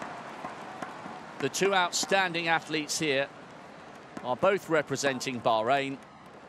That's Bagharab, who's just looking over his shoulder. This is nothing more than a jog. It's not even that. 8.58. Al Gharbi of Yemen was actually laughing as he looked across to Bagharab. 1.23 is Bailey. He is the fastest man in the world this year. This isn't even a warm-up jog for him. I think you might be able to do a couple of these for lifting, actually, if you've got any of the walking officials. Yeah, it's about time somebody took the race by the scruff of the neck. It's the young man from Timor-Leste, and the 2 Bahrainis will be grateful for that, because there's no doubt that distance runners, they can run too slow and they start to feel uncomfortable. There is certainly a level at which they are not happy to run slower than. So the young man there from Timor-Leste, Deuce, wearing 813, going out in front. Nobody's really going after him at the moment, but at least that gives the race a little bit of honesty. Yes, he's having his moment to shine. It was. We've seen slow starts in 5 and 10,000 metres, but that was absolutely ridiculous. It was that slow. Watch out for Kihani in the mix for the bronze. If the two Bahrainians produce the form that we think they will be battling for the gold medal. So there's a big opportunity for the bronze, and the man who's at the back of the little line of chasers, 858 Al-Ghabi, has just allowed a little gap to grow. I thought he ran brilliantly in the steeplechase. Talking about the man in the distinctive lime green just behind Al-Mari of the Kingdom of Saudi Arabia. 8:22 for the steeple was a great run. He's got good flat speed as well. Asian indoor champion over 3,000 metres. So I think we will probably end up having a race within a race here. It will be, on paper, the two Bahrainis for the gold and everybody else battling for the one remaining medal. Yes, I guess that the one or other of the Bahraini athletes will at some point want to kick on here, because the longer you leave it, the more you leave the opportunity for somebody there who maybe does just have a recent, fairly decent turn of foot when you get to the end of a race. And going off at the sort of pace they have done, even when they quickened it up, they were running sort of 71, 72 second laps, which is almost slow if you were running a women's 5,000 metre race. I mean, if these guys are looking to run 13 and a half, even that is 65 second pace. And when you got one or two here who are capable of going low 13s or even high 12s, that's going to be relatively modest. I would expect at some point either Rop or Bellew will go to the front and stick in a 63 or a 64. And when that happens, there'll be two men away, I'm sure. Bag Harab is in second place. Asian silver medalist last year. Good runner from Yemen. And now Rop just goes past Bag Harab. And we have Bahrain 1 and 2, Qatar 3. The Saudi Arabian Al-Mari is still there. And Govidan, the Indian, is in 5th. Remember, disappointing moments for him in the aftermath of the 10,000 metres. That incredible race where the winner lapped everybody other than the runner-up. And now there's a little gentle acceleration there from Albert Rott with a season's best of 13:11. I was quite impressed with his half-marathon debut. He was 13th at the World Half in Valencia in March, obviously being a world title on the line. It was a really good field, and 61:21 is no mean debut. So he's got some strength in his legs, Rop, as well as the speed from his track years. And now the field are beginning to string out as a result of his little step up in pace. Yeah, it's almost more than that, actually. It's gone from 71 second laps to 66s, and these guys are capable of turning the screw even more. You could just see him there at the front taking a look at the big screen. We have screens at either end of the stadium, and Rott was just maybe doing a bit of a head count, and he would have counted 5 men behind him, including his teammate Bellew. So 66 for the last lap. I get the impression this is maybe same or similar, perhaps even maybe dropping to a 67. I would, yeah, he's moving to one side there. Now, there is certainly team cooperation here. He's inviting Bellew to come here, and maybe the message is, right, we want another one of those, or maybe something quicker, maybe a 65. Look at this. Wouldn't surprise me if this is 67-ish. Well, in fact, 65. So it has actually cranked up a little bit from the 66. So they are winding it up just that little bit more. And now Bellew, I've got no doubt, will turn it up that little bit more just to lose those other 4 athletes behind them. There is something Kenenisa Bekele-esque about Berhanu Bellew. Easy to forget how dominant Bekele was over the 5 and 10 for so many years before the Mo Farah era, and Bekele is still the reigning world record holder at 5 and 10. He's going for his latest marathon in Amsterdam in October. But Bellew leads ever so gradually, just winding it up. Rop happy to tuck in behind. Let's just quickly update you on the 4 men trying to stay with them. Al-Mari, the Kingdom of Saudi Arabia, is the Asian Championship bronze medalist from last year. He's on the curb. Bag Harab of Qatar got a silver behind the man on the left the Iranian Kihani, who ran so well to take the steeplechase title. And the other man trying to stay in the mix for the medals is Govidan, the Indian who was disqualified, having finished third over the 10,000 at the start of these athletics games. So great stories from all four of the other men trying to get on the podium alongside the two Bahrainis, who are looking as dominant as their times predicted they would so far in this 5,000. Yes, well, you can see that they are round about the halfway mark now in the race, and just easing down on the accelerator a little bit now. Those laps of 65 haven't done too much damage with the other four. I'm not sure they're looking entirely comfortable. It won't take too much more, I would have thought, to get rid of the four non-Bahrainis. Just taking a look there at the lap counter, which now says 6 laps. So 2,400 meters remaining. They're into the second half, and it's now down to business. And this is where the next kick is going to come from. It's going to come from Albert Ropp. 67, that one. Slowed down a bit. Yes, and that explains probably why Ropp has gone to the front, because it looked as though Baillieu was taking his turn with some intent, but he allowed the pace to drift a little bit, which might explain why the four men were so close behind them. The field hugely spread out now. And we've got a little bit of a, yep. Yeah, we've got the breakaway now, Martin.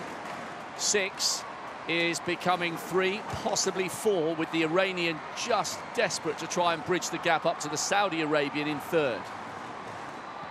Well, it will be interesting to see what the split is now, because I suspect this has been the fastest lap of the race so far. They are Indian file.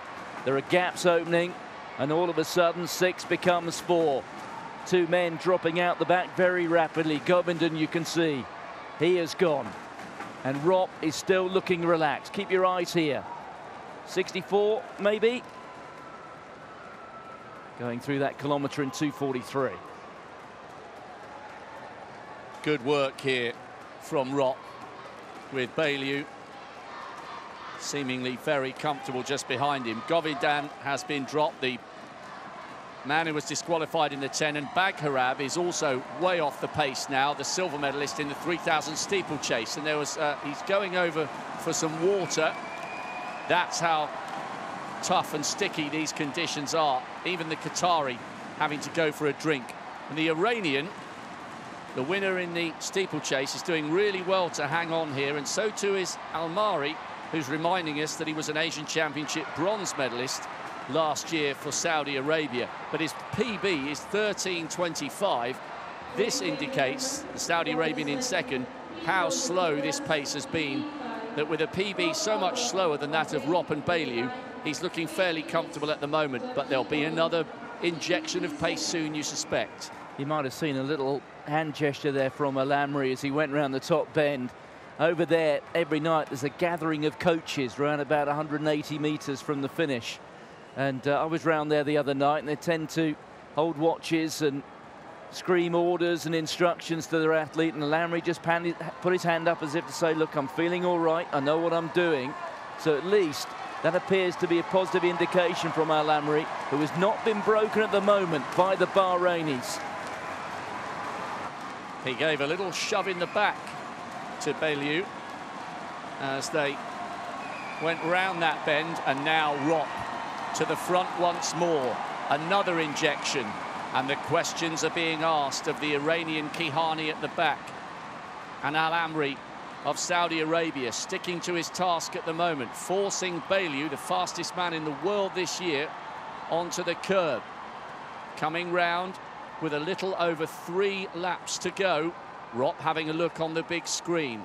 The other 3 are still there. 65.6. They will continue winding this up, and surely one of the 2 men challenging the Bahrainis will begin to tire, but they're both doing a fantastic job of staying with this pace at the moment.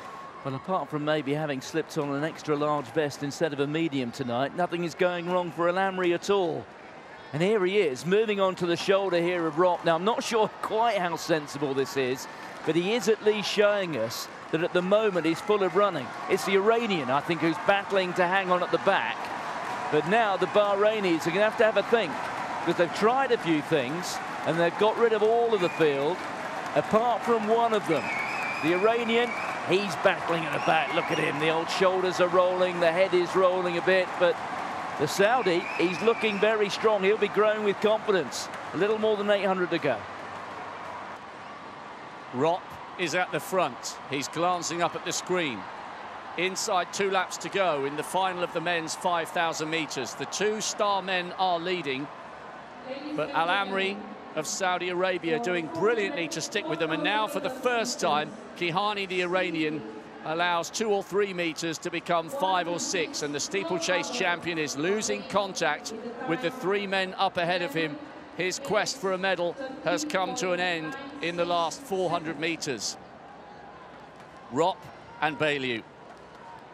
Bailu is the fastest man in the world this year with 13:01. But what a run by Al Amri of Saudi Arabia, sticking with the pace set by the 2 class acts, and still he hasn't been broken.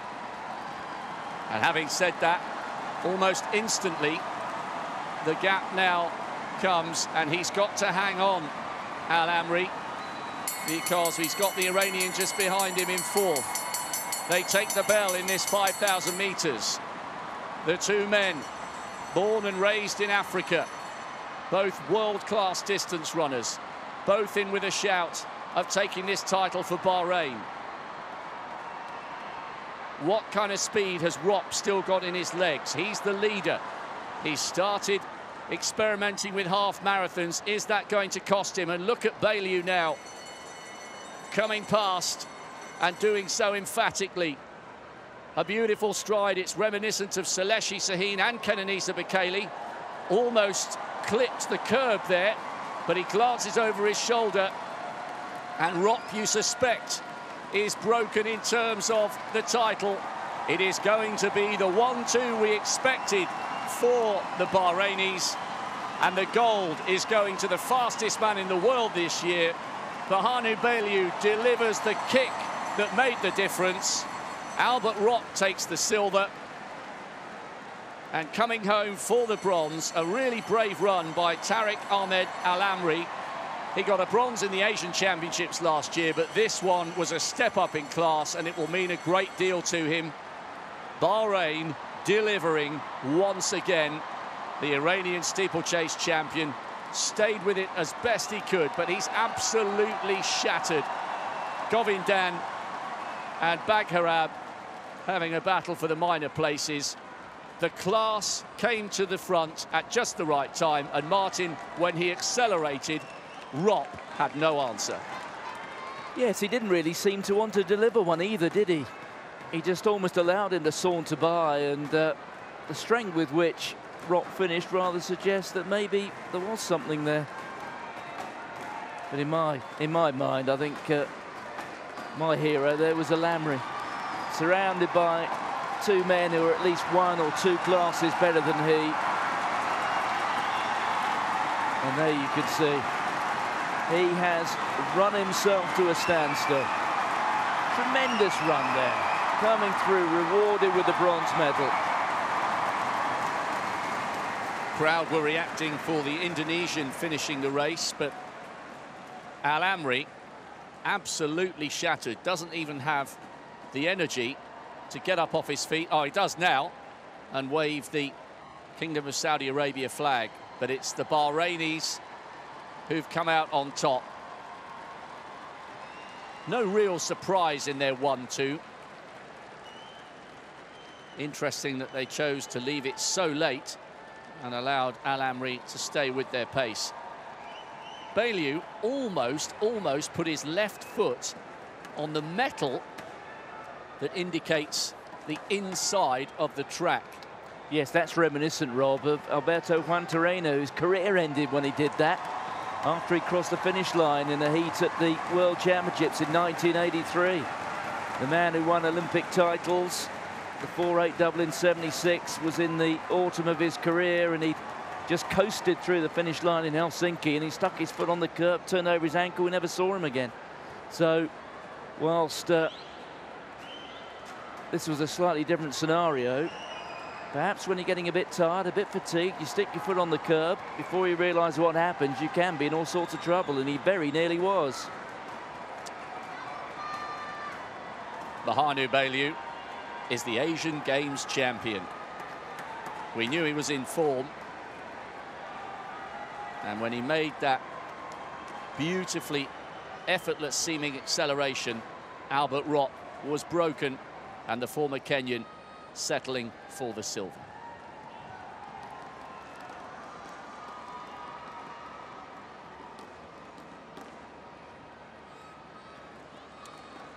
Well, that's the end of the individual track races. There we have the brilliant drama of the 4x4s to finish. And still, Al Amri absolutely shattered.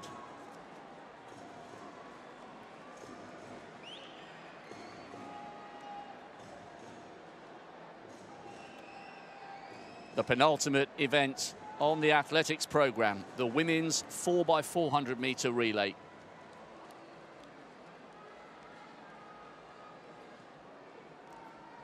Interesting that Bahrain have never won a medal in this event, and they have quite some lineup here. They'll start in lane 2. Nasser going anchor leg for them, who apparently is down to run in the Diamond League in Brussels tomorrow night. How on earth she's going to pull that off, I'm not sure, other than a private jet. Bahrain in 2. The Indians are the Asian champions. They start out in 5 with a good quartet. They've won the last 4 editions of the Asian Games 4x4 title. And now he does indeed have enough energy to wave his flag. Al Amri, the bronze medalist, enjoying the moment.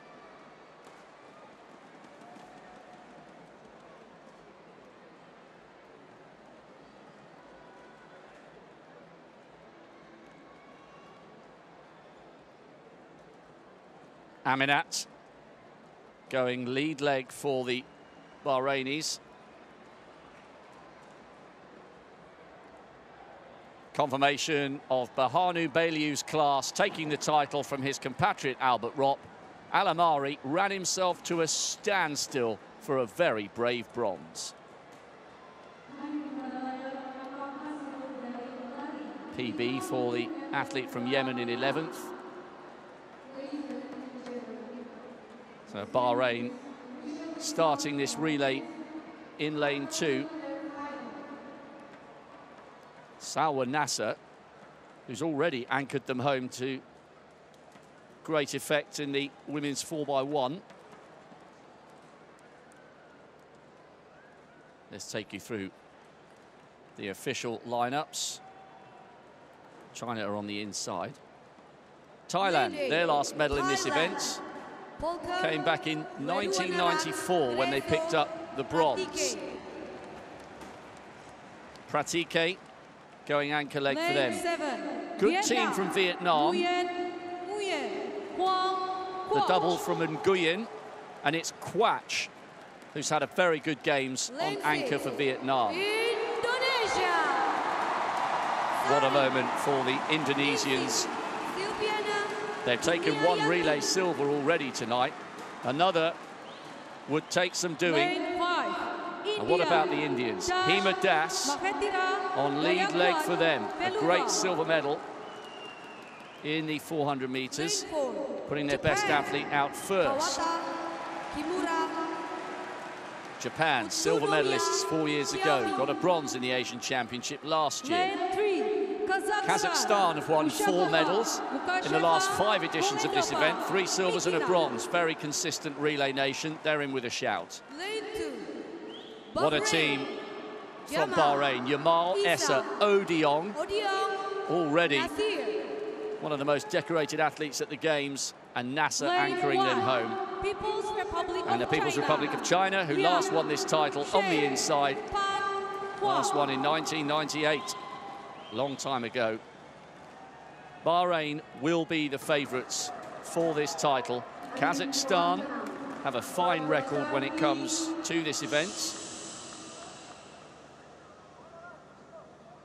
Japan in 4. India, the defending champions, in 5. They have their best athlete on lead leg, Hima Das. After that, it'll be a case of hanging on. The women's 4x400 meter relay, the penultimate event on the athletics program here in Jakarta.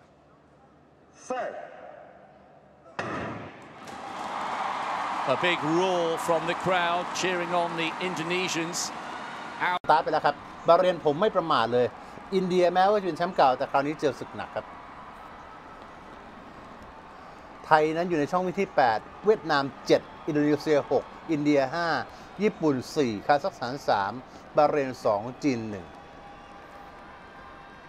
นี่เป็นไม้แรกนะครับตอนนี้เวียดนามขึ้นมานำนะครับเจ้าของแชมป์ซีเกมส์เมื่อปีที่แล้วคือถ้าเทียบกับไทยเวียดนามขึ้นนำครับแต่ยังมีอีก3ไม้นะครับเดี๋ยวพอเข้าไม้ที่2เนี่ยนักกีฬาก็จะเริ่มผุบเข้าทางด้านในแล้วนะครับโอ้แผ่วครับเวียดนามโอ้โหอินเดียครับอยู่ดีๆก็ฮึดขึ้นมาเฉยเลยครับแชมป์เก่าอยู่แล้วครับอินเดียขึ้นมาแรงมากส่งไม้ต่อก่อนแสดงว่านำนะครับไทยสูญเสียกับเวียดนามเราส่งเป็นอันดับ3นะครับไม้ที่2อินเดียฉิวเลยครับตอนนี้เดี๋ยวดูไม้2บาห์เรนจะเก่งหรือเปล่าแต่ไม้3 4เก่งแน่ตัดช่องวิ่งแล้วนะครับผ่าน500เมตรตัดช่องวิ่งแล้วก็จะวิ่งกันไม่เกิน4นาทีแล้วครับอินเดียแชมป์เก่านำ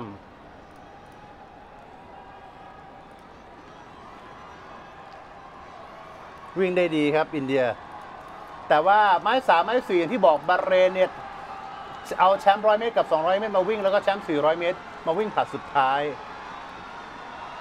บาห์เรนเริ่มจะตกเหมือนกันนะครับอาจจะโดนแซงในไม้2นี้เข้าสู่ไม้3อินเดียยังคงนำแน่นอนครับส่งไปไม้3อินเดียนำครับบาห์เรนไม้3นี่เป็นแชมป์100กับ200เมตรนะครับอีดิยงออดิยองเราเห็นว่า100 200เนี่ยเธอสุดยอดมากเดี๋ยวมาดู400ครับไทยเรารังท้ายครับตอนนี้อันดับ8สาวน้อยทั้งนั้นเลยนะครับทีมไทยอายุ15 16 17และ20ปีถือว่าเป็นเลือดใหม่วงการกรีฑาไทยครับแต่ตอนนี้อินเดียนำบาห์เรนครับโอดิยองนี่คือแชมป์100เมตรนะครับโอดิยองจะวิ่ง400เมตรได้ดีขนาดไหนและ100ปลายสุดท้ายก่อนจะยื่นให้กับนาเซอร์เธอจะแผ่วหรือเปล่าเพราะนาเซอร์เป็นแชมป์400อยู่แล้วโอดิยองต้องฮึดหน่อยครับห่างจากอินเดียมากเกินไปครับ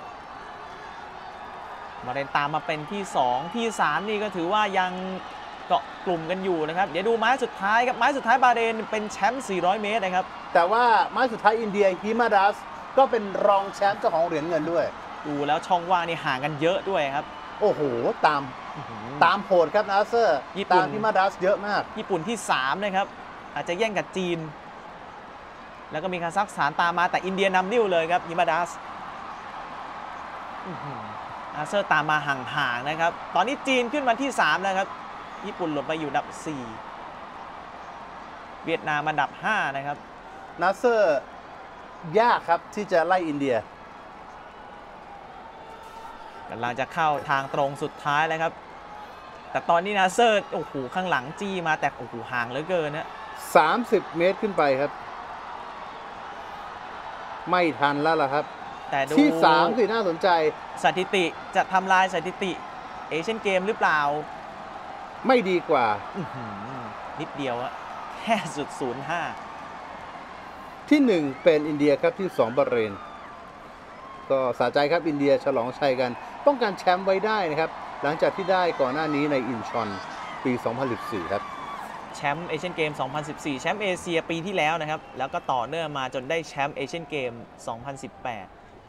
อิมาดัสกายักวัดวิสมายาเวลูวาโครอตแล้วก็มาเชตติราครับคว้าเหรียญทองให้กับอินเดียได้ในขณะที่บาห์เรนได้เพียงแค่เหรียญเงินสรุปแล้วโอดิยองได้3เหรียญทอง1เหรียญเงินได้เหรียญทอง100เมตร200เมตร4คูณ100เมตรแต่ว่าเหรียญเงิน4คูณ400เมตรอินเดียเนี่ยได้แชมป์4คูณ400หญิงมาสมัยนี้เป็นสมัยที่5ติดต่อกันนะครับไล่มันตั้งแต่ปูซาน2002โดฮา2006กวางโจว2010อินชอน2014แล้วก็นี้ล่าสุดครับ2018แชมป์5สมัยซ้อน4คูณ400หญิงสุดยอดจริงครับอินเดีย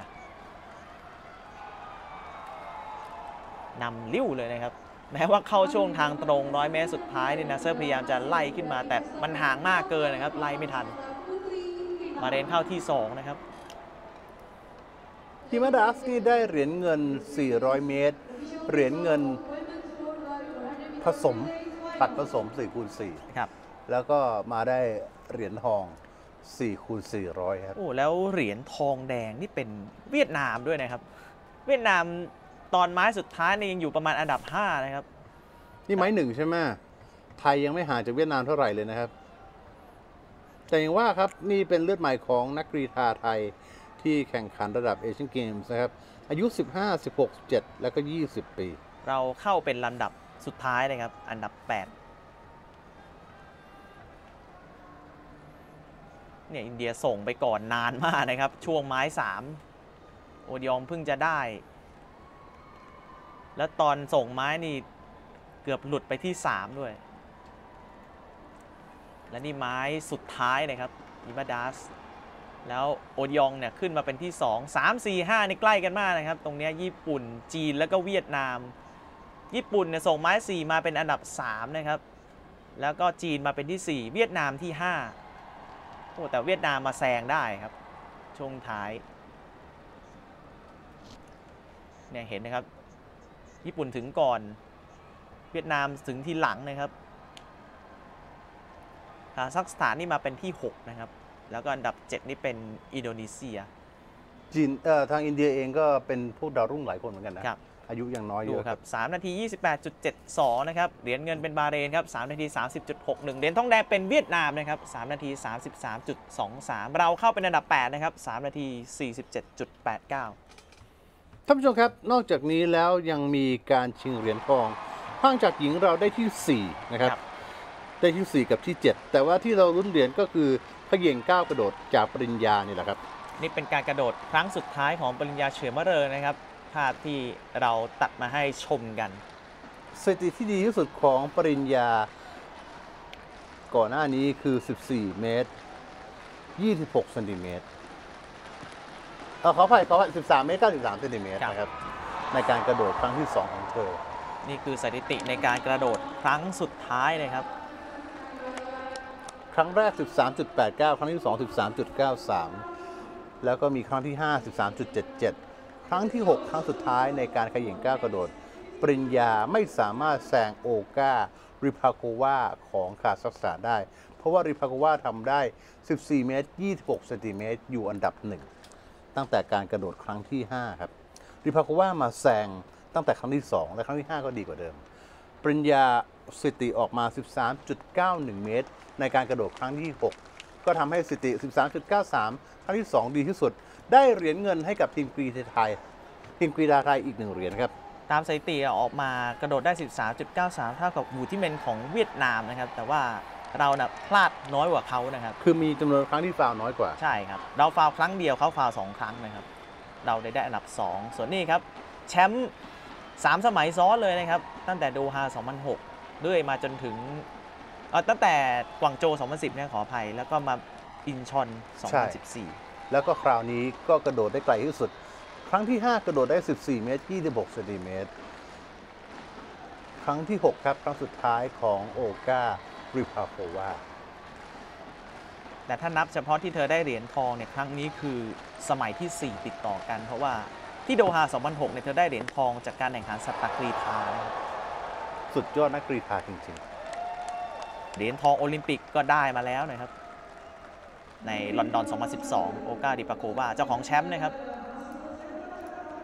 และเราได้อีก1เหรียญเงินในวันนี้นะครับคือต้องยอมเพราะว่านี่เป็นระดับเหรียญทองโอลิมปิกนะครับในปี 2012 แล้วก็หลังจากโอลิมปิกก็ลาไปคลอดลูกกลับมารับใช้ชาติอีกครั้งเอเชียนเกมส์คราวนี้เธอก็ได้เหรียญอีกแม้ว่าสถิติอาจจะไม่ได้ถึงกับดีเหมือนกับในอดีตแต่ก็ยังดีพอที่ทำให้เธอได้เหรียญทองนะครับแต่ก่อนกระโดด15 เมตรครับเจ้าของสถิติเอเชียนะครับ 15.25 นะครับที่เธอเคยทำเอาไว้ก็ต้องยอมเธอครับเพราะว่าเธอคือยอดนักเขย่งก้าวกระโดดของเอเชียจริงๆสาวคาซัคสถานคนนี้ครับริพาโกวาก่อนหน้านี้เราเคยได้มา1เหรียญทองแดงจากทิติมาเมืองจันทร์นะครับในการแข่งขันเขย่งก้าวกระโดดแต่คราวนี้ครับปริญญากระโดดมาได้เหรียญเงินเลยนะครับ วมกอดกับโค้ชครับด้านข้างเป็นผลงานที่ยอดเยี่ยมมากๆนะครับซึ่งโอก้าก็มากอดกับปริญญาด้วยนะครับแสดงความยินดีกับเหรียญเงินด้วยอายุ 33 ปีน่าจะเป็นเอเชียนเกมครั้งสุดท้ายของเธอแล้วล่ะครับ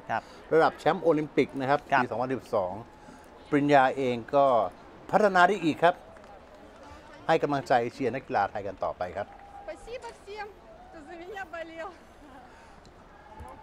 โอลิมปิกคราวต่อไปถ้าแข่งที่โตเกียวก็จะอายุ 35 แต่ว่าถ้าเอเชียนเกมส์ที่จีนครั้งต่อไปอายุ 37 น่าจะเลิกก่อนครับนิติมานี่ได้เหรียญทองแดงในประเภทนี้ตอนกวางโจว 2010 นะครับ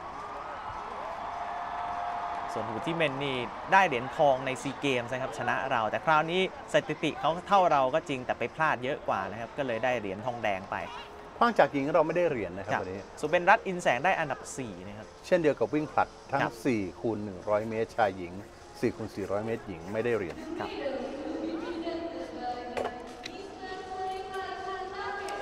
วันนี้ไทยเราไม่ได้เหรียญทองเพิ่มแต่พรุ่งนี้เนี่ยเหรียญทองเราอาจจะมีลุ้นนะครับโดยช่องยิ่งมวยสากลสมัครเล่นแม้ว่าพรุ่งนี้จะยังไม่ได้ชิงแต่ว่า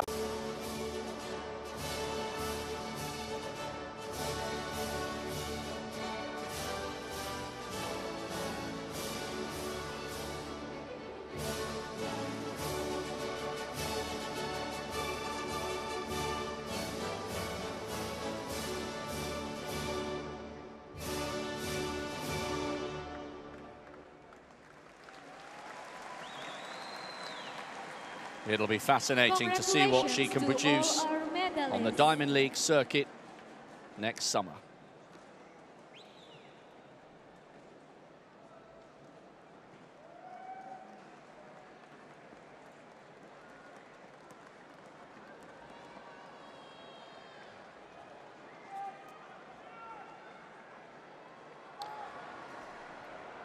Well, you can just see the men there coming onto the track for the final track event here of 6 days of competition in this glorious stadium, and it's quite a human gathering, isn't it? 32 athletes coming to the track. It will be the men's 4x400 meters relay. Let's go through the lineup, shall we? Well, from the inside, we have Pakistan in 1, China in 2, Bahrain are in 3. Their team includes Kamis, who was a bronze medalist in the individual 400 meters. Japan are in 4. India in 5. Qatar, unquestionably the favourites here, in lane 6.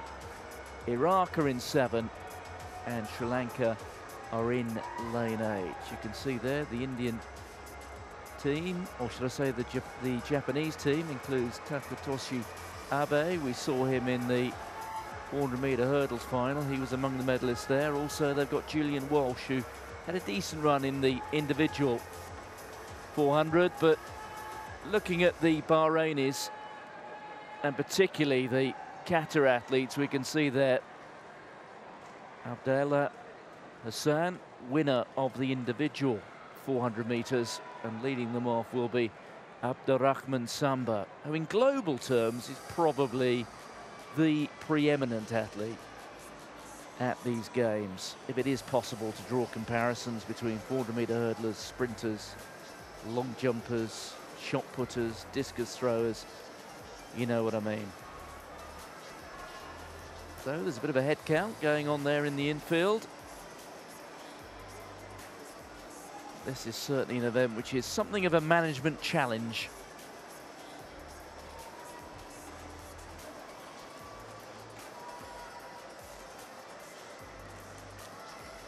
So, 4 athletes, 3 baton changes.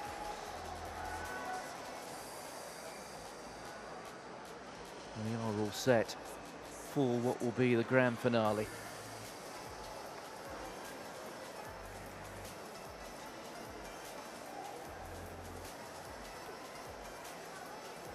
I think it's really exciting that Samba's competing here, Martin.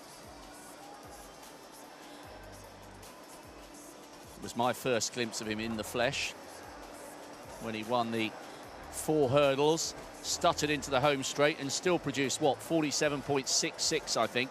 That was his 7th or 8th sub-48 second performance this year. Yes. Ray Benjamin has gone fast, but I think Samba's been the consistent performer for the whole season. Yes, Benjamin's gone as fast as Edwin Moses ever went over in the States, and Benjamin's still a youngster. I think he's only 21. He's been to 47.02. But I guess what is exciting in terms of the record books where Abdurrahman Samba is concerned is that his talent is so raw. He has improved hugely as well this year. Coming into this season, he was 48 and bits, a lifetime best performance which was set at altitude in South Africa in Sasolburg, which is just a few miles outside Johannesburg, so up at around about 6,000 foot of altitude. So you get at least half a second advantage over 1 lap there. So he's improved from the mid 48s or low 48s at altitude to the very high 46s at sea level, and that's a huge leap. But what he has done, as you say there, it wasn't just one run. It was one run inside 47, but he's run now a string of performances in the 47s, including here, which was little more than a glorified time trial, really. And it included a sort of minor meltdown as he came up the home straight as well. And there are not many 400-meter hurdlers in the history of the event who could actually have a minor meltdown in an uncompetitive race and still come home in 47.5 and a little bit more. So, yes, we talk about that world record, and Kevin Young's record, which has now stood for 26 years, into its 27th year, set in Barcelona at the Olympic Games when he uprooted the final barrier, but remarkably didn't appear to halt him at all. You do get a sense that somewhere on the circuit, it may or may not be at championship level, because the challenge of championships is, if they do have 3 rounds, although these days 3 rounds over 4 days isn't so demanding for somebody of his quality, well, it's going to come somewhere.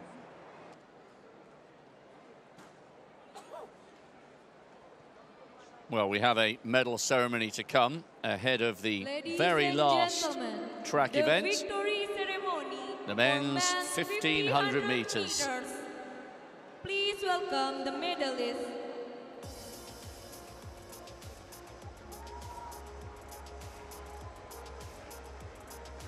A wonderful piece of acceleration from a man who just came up short in the 800 meters. Very few golden doubles in major championships these days, over 8 and 15. Silver in the 8, gold in the 1500. Accelerating brilliantly over the last 100 meters. Vice President, accompanied by Mohammad S.K.H. Juma, Council Member of ASEAN Athletics Association. Presentation party ready to emerge for what was the last, the penultimate of the individual titles available. We had the men's 5 coming after that. Bronze medal representing Bahrain. Well, he looked as though he had the field running his kind of race at his kind of pace. But Mohamed Tiouali, the former Moroccan, now representing Bahrain, ended up tightening up just a fraction. He denied Manjit Singh a second consecutive medal, the Indian champion in the 800, tried to close him down, but not to be. Tiouali, a 3:34 man at his best, coming home here with the bronze for Bahrain.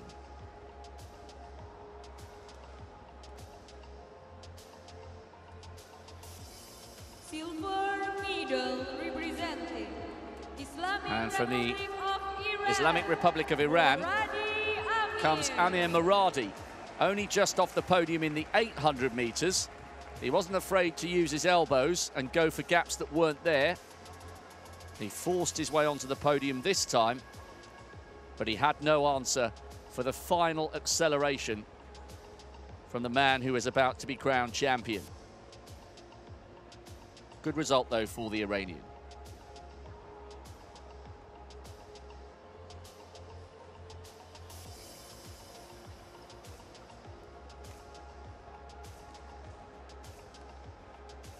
We've said this a number of times at these Asian Games.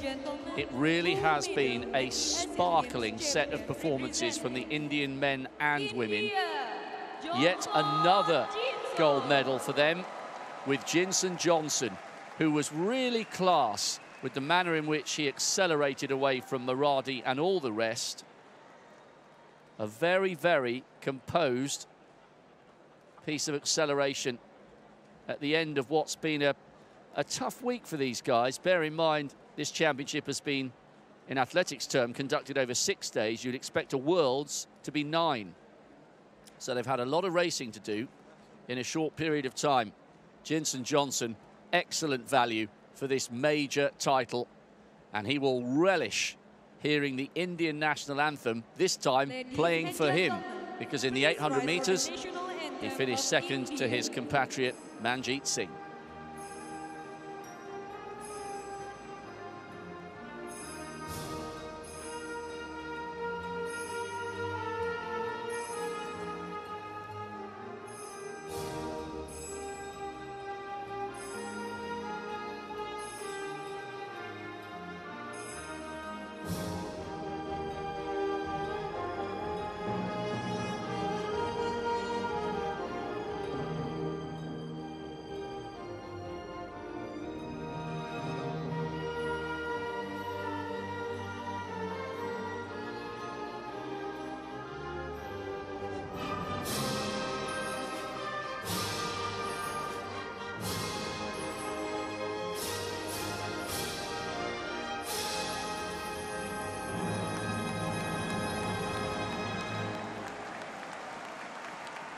Jinson Johnson can now look forward to some accolades and some interviews and maybe a little holiday at the end of this season.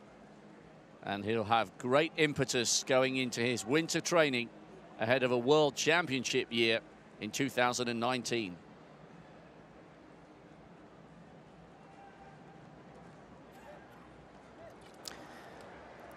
So we're all set to go for this final event of the athletics program. At the back end of 6 days of track and field, it has been tremendous stuff. And it is that traditional closer, the men's 4x400 meters relay.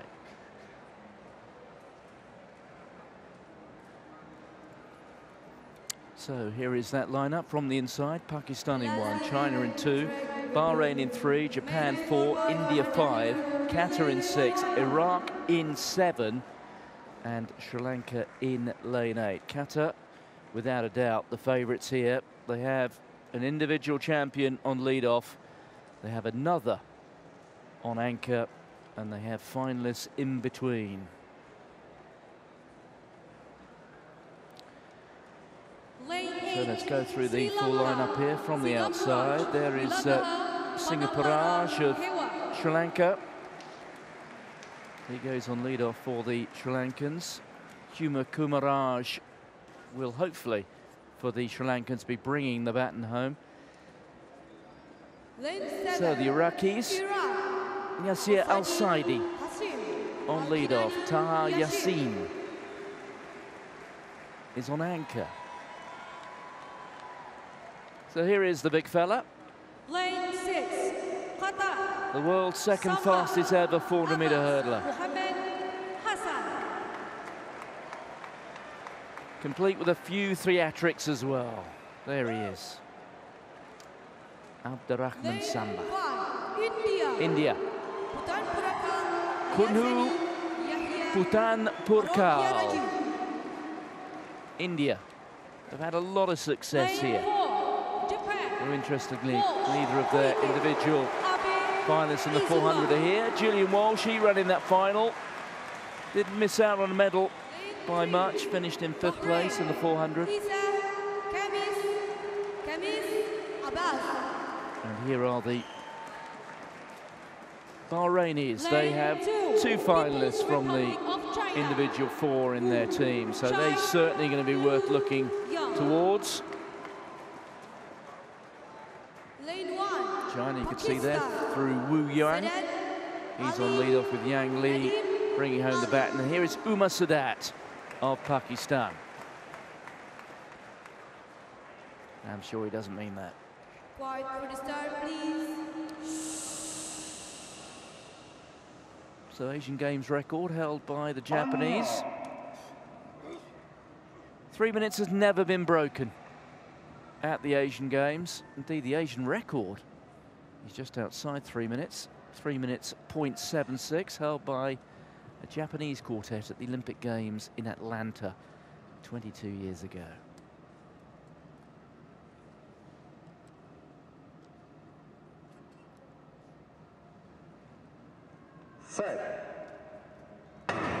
Certainly will be interesting to see here how Samba commits himself. It is the longest leg, it's the toughest leg, and I guess if you've got a world-class 400-meter hurdler, you might as well stick him here on the 3-bend stagger leg. And Samba floating across the track. Doesn't have the longest stride for such a tall man, but you do get a sense he's in front at the moment. Musa Issa of Bahrain. He's had a decent run so far, and also you can see there Julian Walsh, and Julian Walsh 5th in the individual 400. But I get a sense here it's Samba Bakata, very strong up the home straight, and Samba, he hands on the baton to Mohammed Abbas. Abbas will break at the top of the back straight, and at the moment, Rob, it's certainly so far so good for Kata, but there is some strength behind him. Yes, there is. The Japanese quartet, it's Koike on second leg for them, and remember how well he ran to outdip his Chinese Taipei rival in the 200 metres to that title.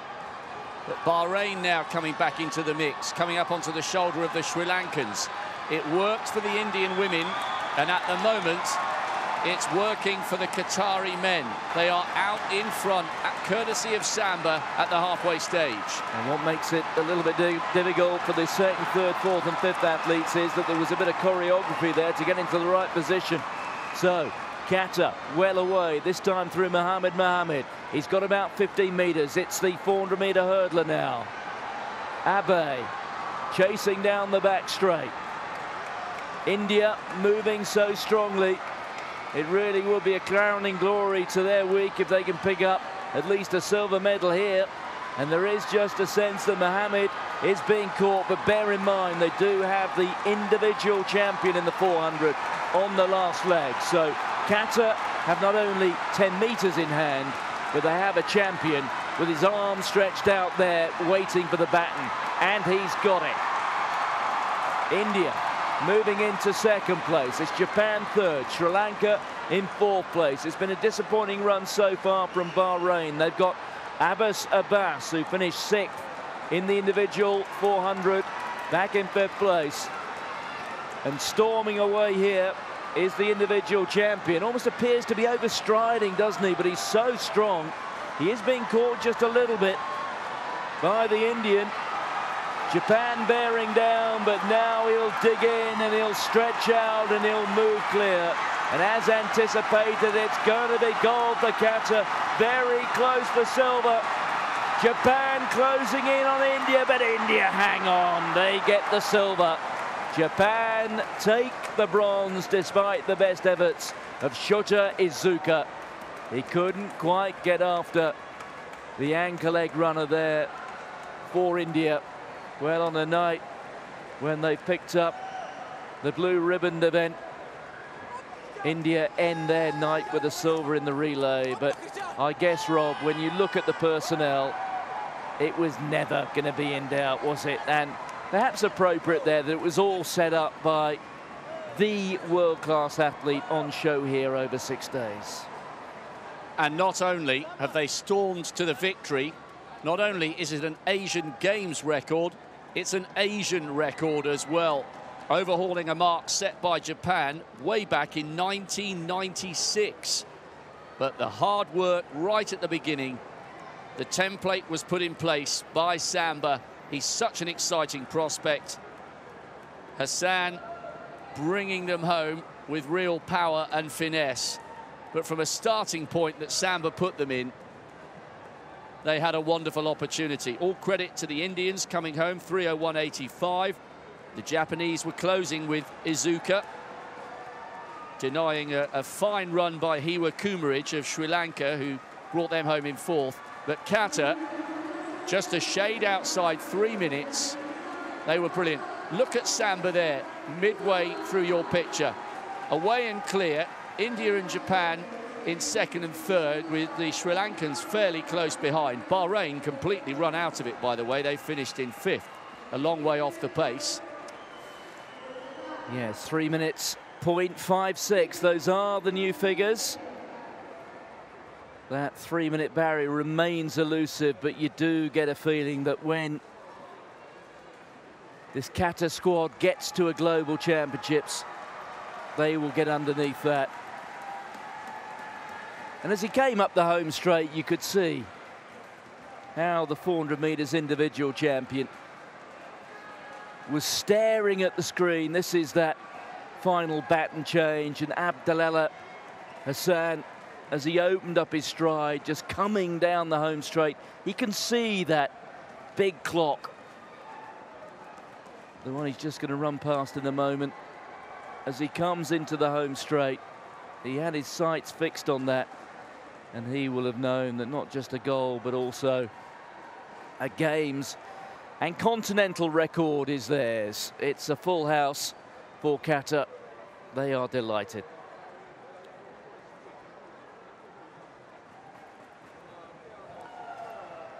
So here is confirmation of that result. 3:00.56. AR stands for area record, Asia record. And as you'd expect, it's also a games record. India the silver. It's been a fine games for them. Japan coming through in third.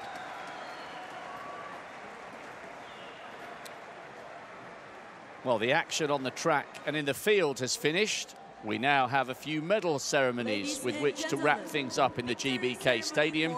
Our next is for the women's triple jump.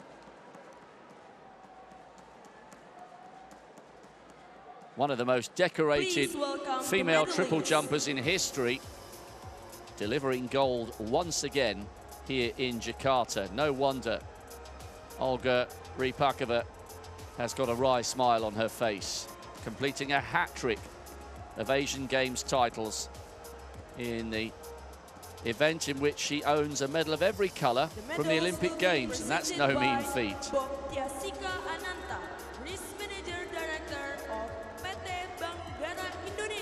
A little tinge of sadness here. All the racing and all the competition in the field has finished.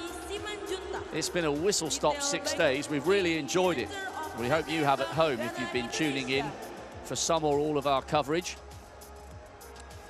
Just the rest of the presentations to come here, and then this stadium will begin its transfer as host of the closing ceremony. Strange competition from Ripakova. She had 3 no jumps in the first 4 rounds, but she did enough in the end. Team Envu, SEA Games champion last year, 14 meters 15, her national record. This was 13.79. So not close to her national record, but good enough for the podium. Gold medalist from Malaysia last year takes another step up in class. Southeast Asian Games title, Asian Games bronze. Remember, this one only rolls around every 4 years, which is why the medals are so treasured and coveted. Parinya Chumaurong, 13.93 in the second round. Only the second medal that any woman from Thailand has won in this event. She's in national record form this year over the triple jump and the long jump. 6:41 over the long and 14:17 over the triple jump. But even that, even another PB and national record would not have been enough for Chao Roeng to take the gold. One of the all-time greats of women's triple jumping, Olga Rypakova, Olympic champion in London. Multiple World Championship medalist, indoors and out. And for the third successive Asian Games, she has taken the gold here in Jakarta. 14 metres in the second round, 14.26 in the fifth, and 14.01 in the sixth round. All three of her valid jumps would have been good enough for the title. And she once again now hears her national anthem.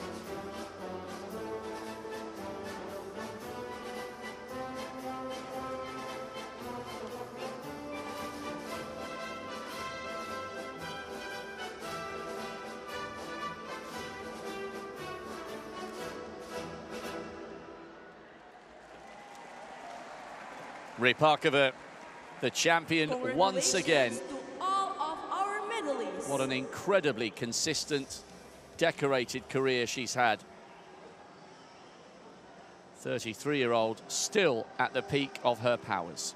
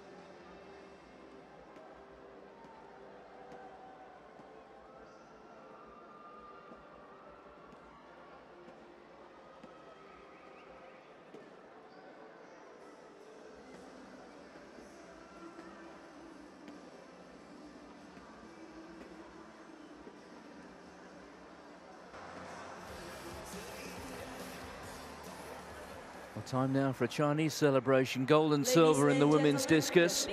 It always looked like it was going to be a Chinese 1-2 coming into the event, and so it proved. A world-class affair in terms of the athletes represented here by China. Chen Yang, the champion, who wrapped it up really in the second round, or went out into the lead in the second round with an effort of 64 meters 45, which proved to be a mark that the only person to go further than that in the evening was herself.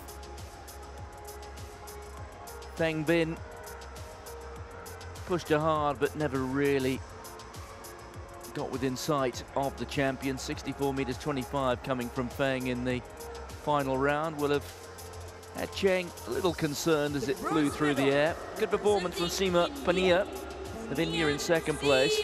In third place, I should say. She picks up the bronze medal.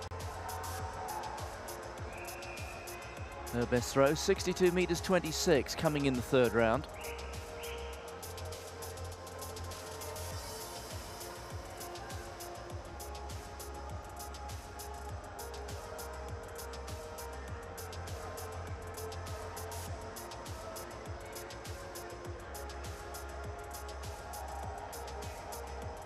So here is Feng, the silver medalist. 64 meters 25, coming right at the end, which was reasonably close to her best mark of the year. 64.58 she threw in Germany earlier this Northern Hemisphere summer in Halle. Ranked inside the world's top 10, number 8 in fact.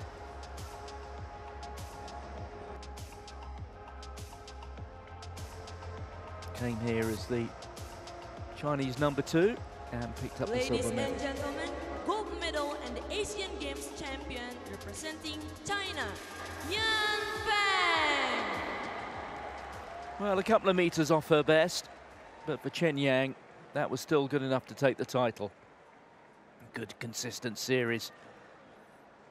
First throw failed to go beyond 60, but beyond that, 64.45, 63.57, 64.20, 64.89, and then rounding things off with 65 meters 12 coming in the final round, just to make sure of the title. Ladies and gentlemen, please rise for the national anthem of China.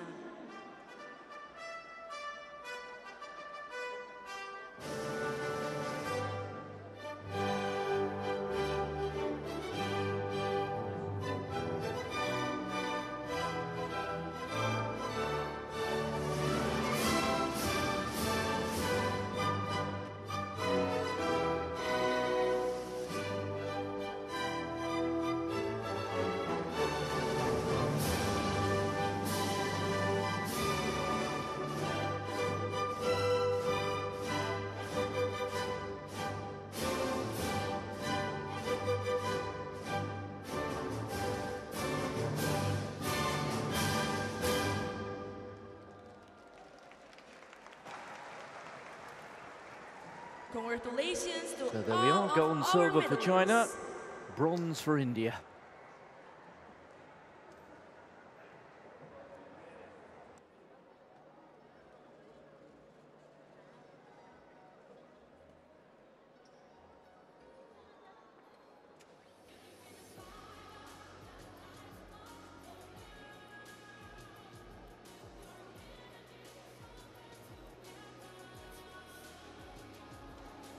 Well, we still have quite a few ceremonies to bring you. The next will be for the women's 4x100 meter relay.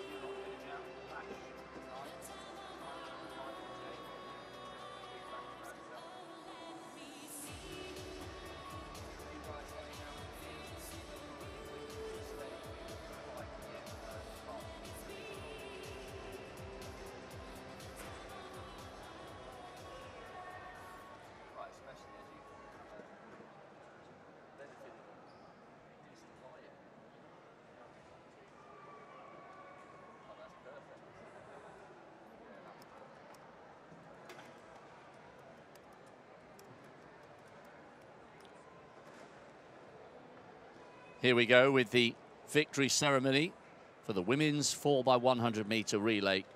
Ladies and gentlemen, the victory ceremony for Bahrain women's 4x100 with a lineup that relay. included Essa, Odiong, Al-Khaldi and Salwa Nasser stepping down from the full one lap to 100 meters. They started as the favourites and they delivered in style.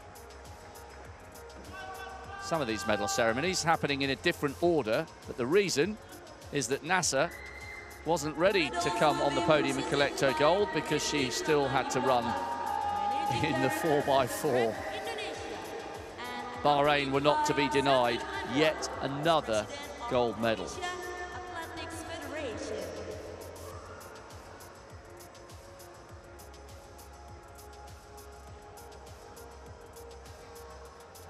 Presentation party emerging.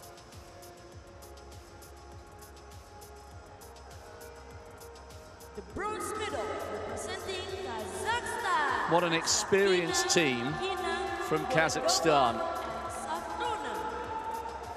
Asian Championship silver medalists. So often they deliver a top performance. Victoria Zyabkina, Elena Mikina, Svetlana Golandova and Olga Safronova coming through to deny Thailand, who finished fourth, the bronze medal. 43.82. Their bronze medal winning time. A nation with a good history when it comes to relays, and there's another one for the collection.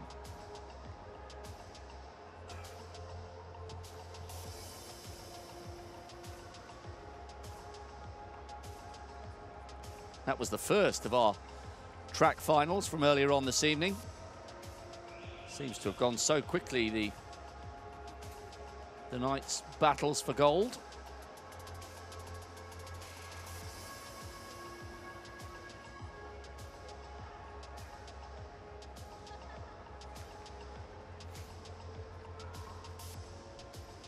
Silver medal representing China. Well, the quartet from China started the last leg with a handsome lead, but they hadn't banked on a certain Salwa Nasser storming back towards Huan Kui.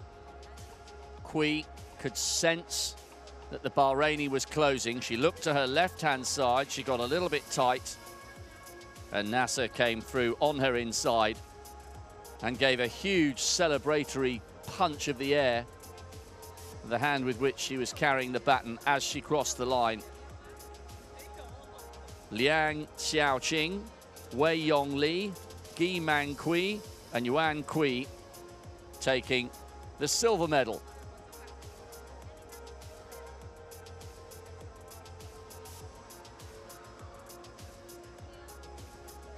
.82.84, just 11/100ths of a second behind Bahrain, who left it late but delivered the gold many were expecting with a fabulous quartet. But it's good to see the Chinese team pleased with their silver medal, richly deserved. Ladies and gentlemen, gold medal and Asian Games champion representing Bahrain.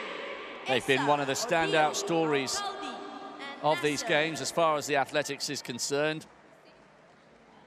Bahrain delivering thanks in part to Salwa Nasser storming down the home straight. Iman Essa went lead leg. Edidong Odiong down the back straight. Yet another gold for her. Hajar Al-Khaldi round the top bend. Nasser must have made up a deficit of some, what, 15 meters perhaps, maybe 10. And then came back out to try and do the same in the women's 4x4, where the Indians had such a big lead. Even her incredible speed at the end could not get them the gold medal. But they won the 4x1 in dramatic fashion.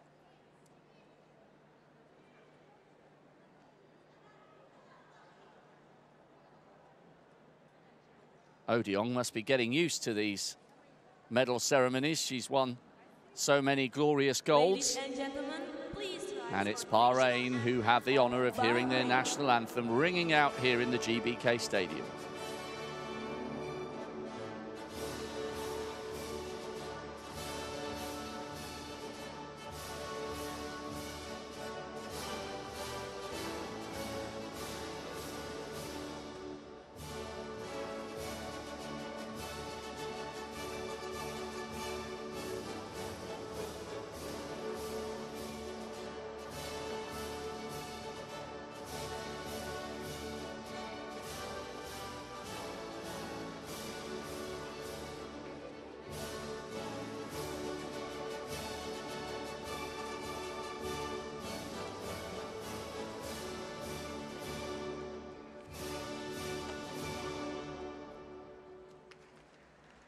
Congratulations to all of our medalists. Bahrain on top once again.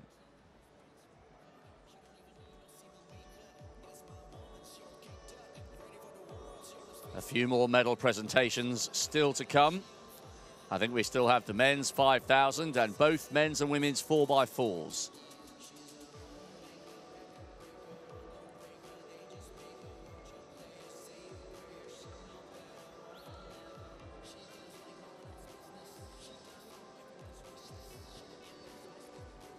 The last individual title available here in these Asian Games in the athletics will be the next presentation before we finish with the two 4x4s.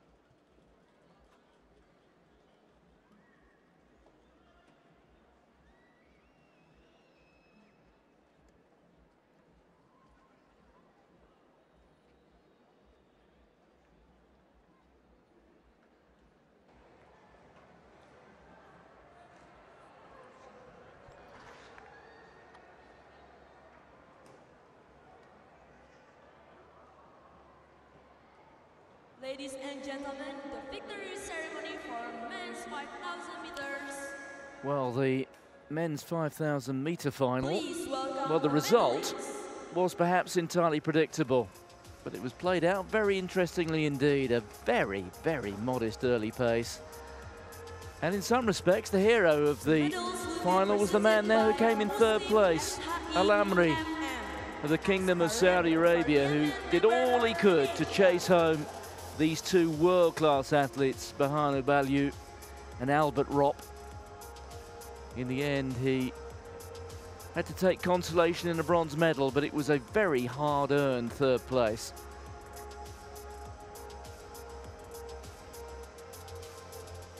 There was an element of team tactics involving both Balyu and Ropp. They took turns to take the pace and try and turn up the heat on the field. Well, they had company, did the two Bahrainis for quite a while, and this was the last man to hang on. And he really wasn't lost until going into that final lap. Fine bronze medal for him, 13:56.49 the time for Tariq Ahmed Al-Amri of Saudi Arabia.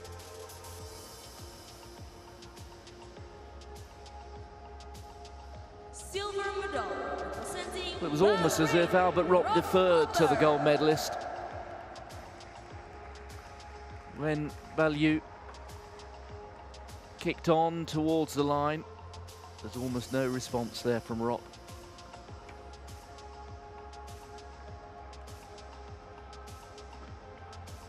His time there for the silver medal, 13:43.76.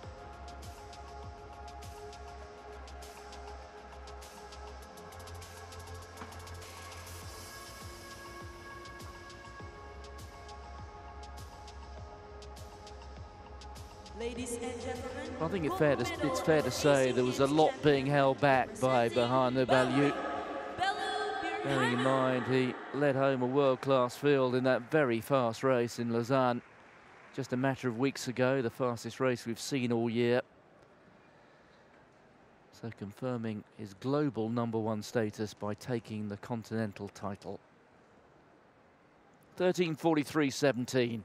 The winning time, which was pretty sharp when you consider just how slow that opening 400 or 800 meters was.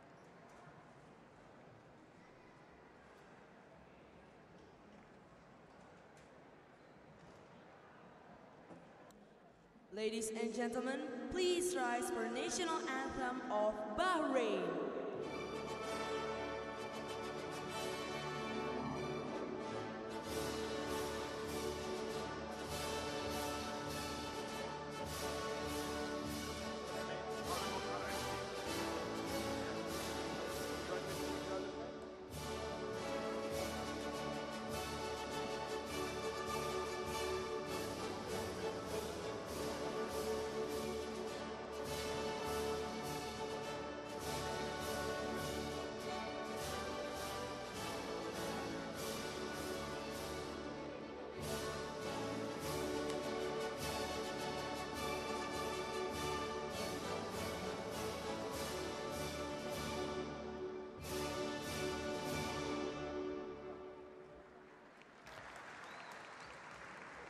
Congratulations. Well, a very successful night for the Bahrainis.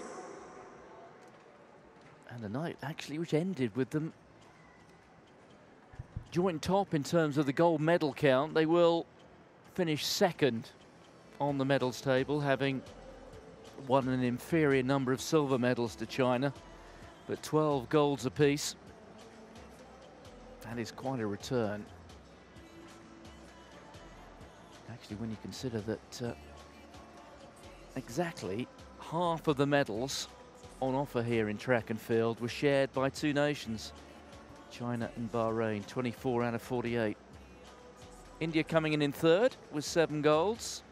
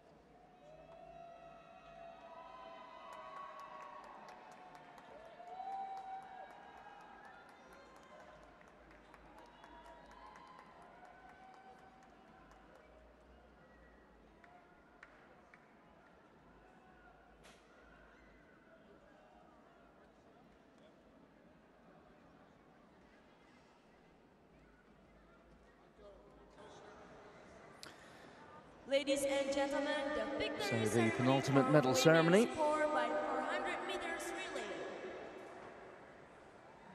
Please welcome And this for the medalists. women's 4x400 meters.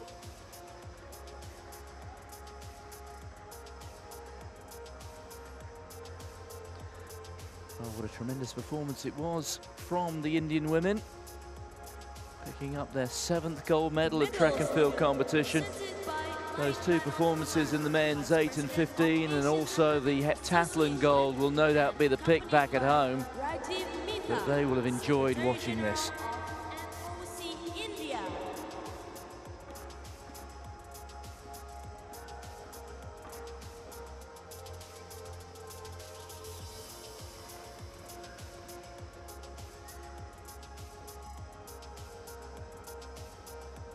The bronze medal representing Vietnam, Nguyen, Huang, and Quach. So the bronze medal going to Vietnam.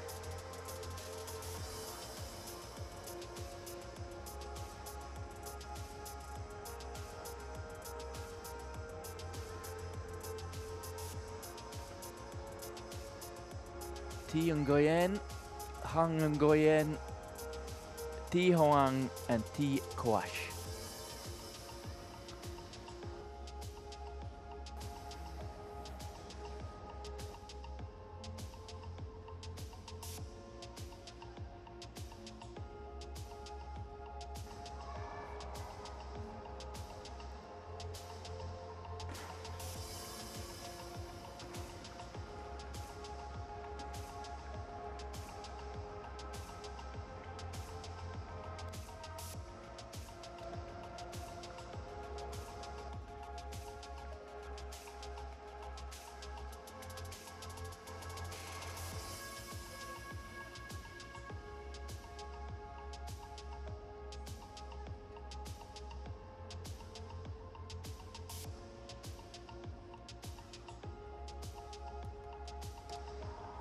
Silver medal representing Bahrain. Well, it was something of a surprise to see the Bahrainis not pick up the gold. Odiong there, 2 from the right, winner of the 1 and the 2. Ran a good leg here, but it started to come unstuck, and that first baton change between Amanat Jamal and Iman Essa. All sorts of fumblings going on, cost them 3 or 4 meters. Hima Das having run the leg really of the race. I think it proved to be the decisive leg.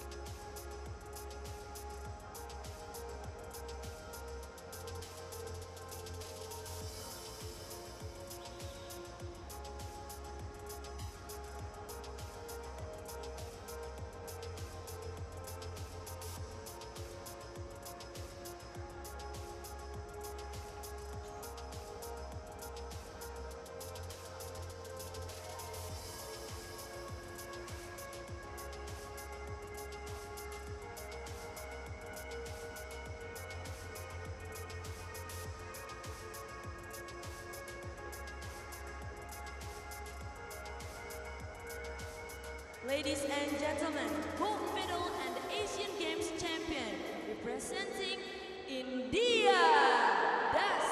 Well, it was that leg from Hima Das which clinched it, timed at 52.13, which is rather quick for the first leg in a women's 4x4. It does have the reputation for being the longest and the slowest leg. I place both of those words in inverted commas because they're not literally the slowest or the longest, but when you look at the split times, because of the start from a stationary position and the fact it's a 3-men stagger for the start of the women's 4x4, always those split times are relatively modest, but 52.13 for the first leg in a women's 4x4 is very sprightly, and that set up the victory here for the Indian women.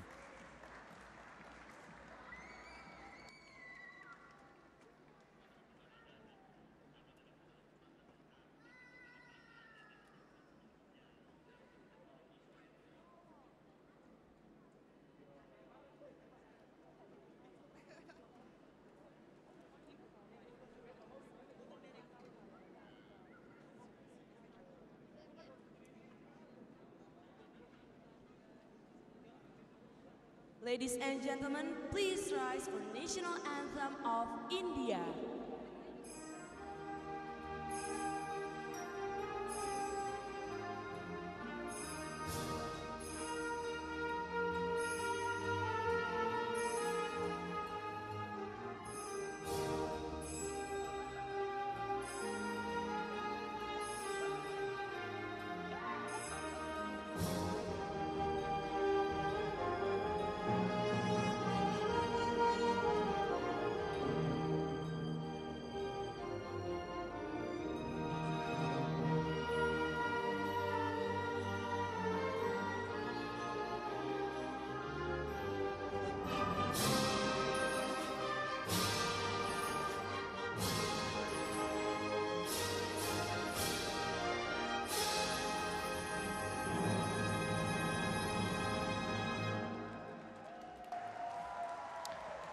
So tremendous stuff there from India. Congratulations to all of our medalists. Couple of successes here on the final night.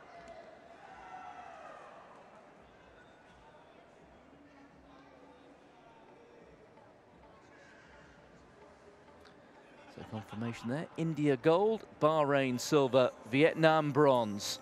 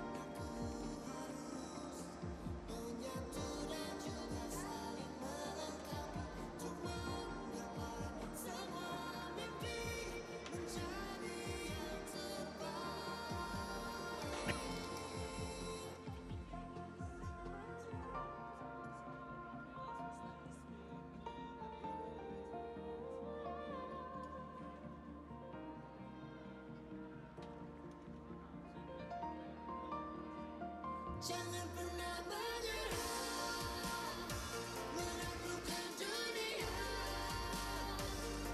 Jangan berhenti untuk terus berjuang, cari pemenang. Tetap semangat ini, takkan pernah habis. Selama kita terus bersama, meski berbeda. Jangan pernah menyerah, menaklukkan dunia. Jangan berhenti untuk terus berjuang, jadi pemenang. Tetap semangat ini.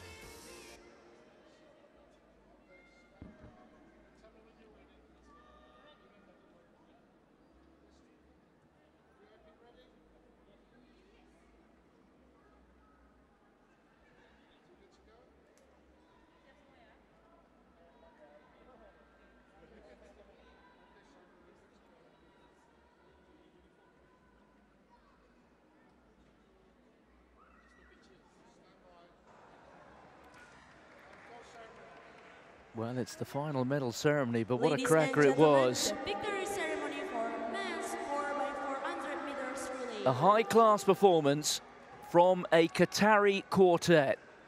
Please The welcome fastest the ever medalists. by a men's Asian squad in the 4x400 meters. Led off by Abdurrahman Samba, winner of the 400-meter hurdles, the second fastest man ever at the quarter hurdles event. And the baton brought home by Abdallah Hassan, the individual 400-meter champion. There he is, and you can see his eyes focused on the clock.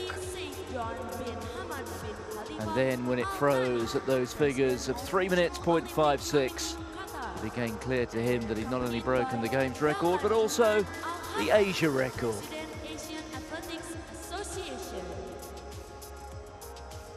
Bronze went to Japan, led off by Julian Walsh. There he is, 4 from the right. Yuki Koike, the 200-meter individual champion, was the second athlete. Takatoshi Abe, the 400-meter hurdle specialist, was the third. And Shota Izuka brought home the baton. The bronze medal representing Japan, Waish Abe Koiko Izuka.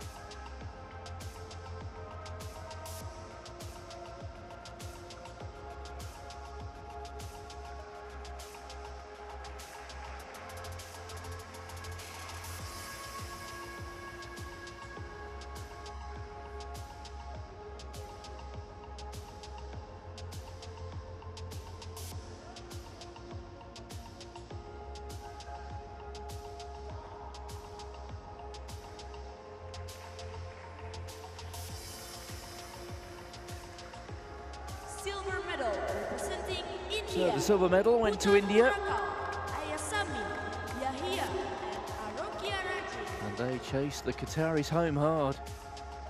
They've had a great games on the track, haven't they?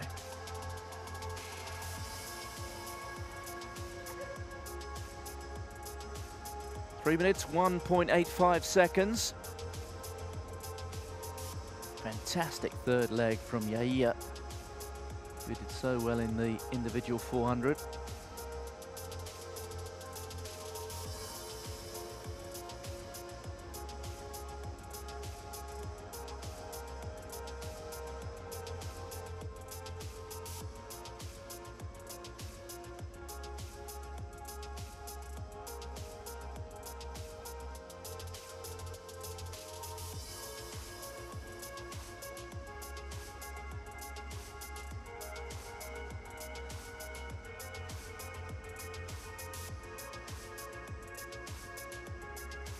Ladies and gentlemen, gold medal and Asian Games champion, representing Qatar, Samba Abbas Mohamed. So here they are.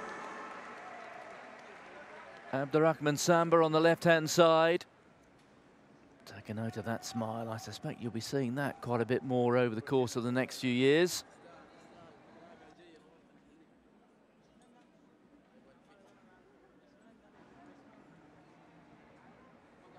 Mohamed Abbas was on the second leg. Mohamed on the third. And then Abdallah Hassan, the individual champion, brought home the baton.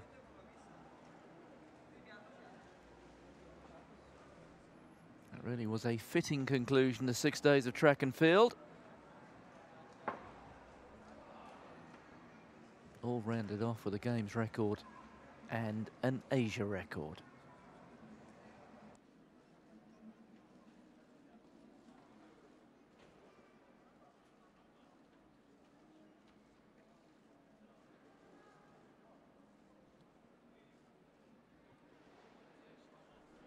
Ladies and gentlemen, please rise for national anthem of Qatar.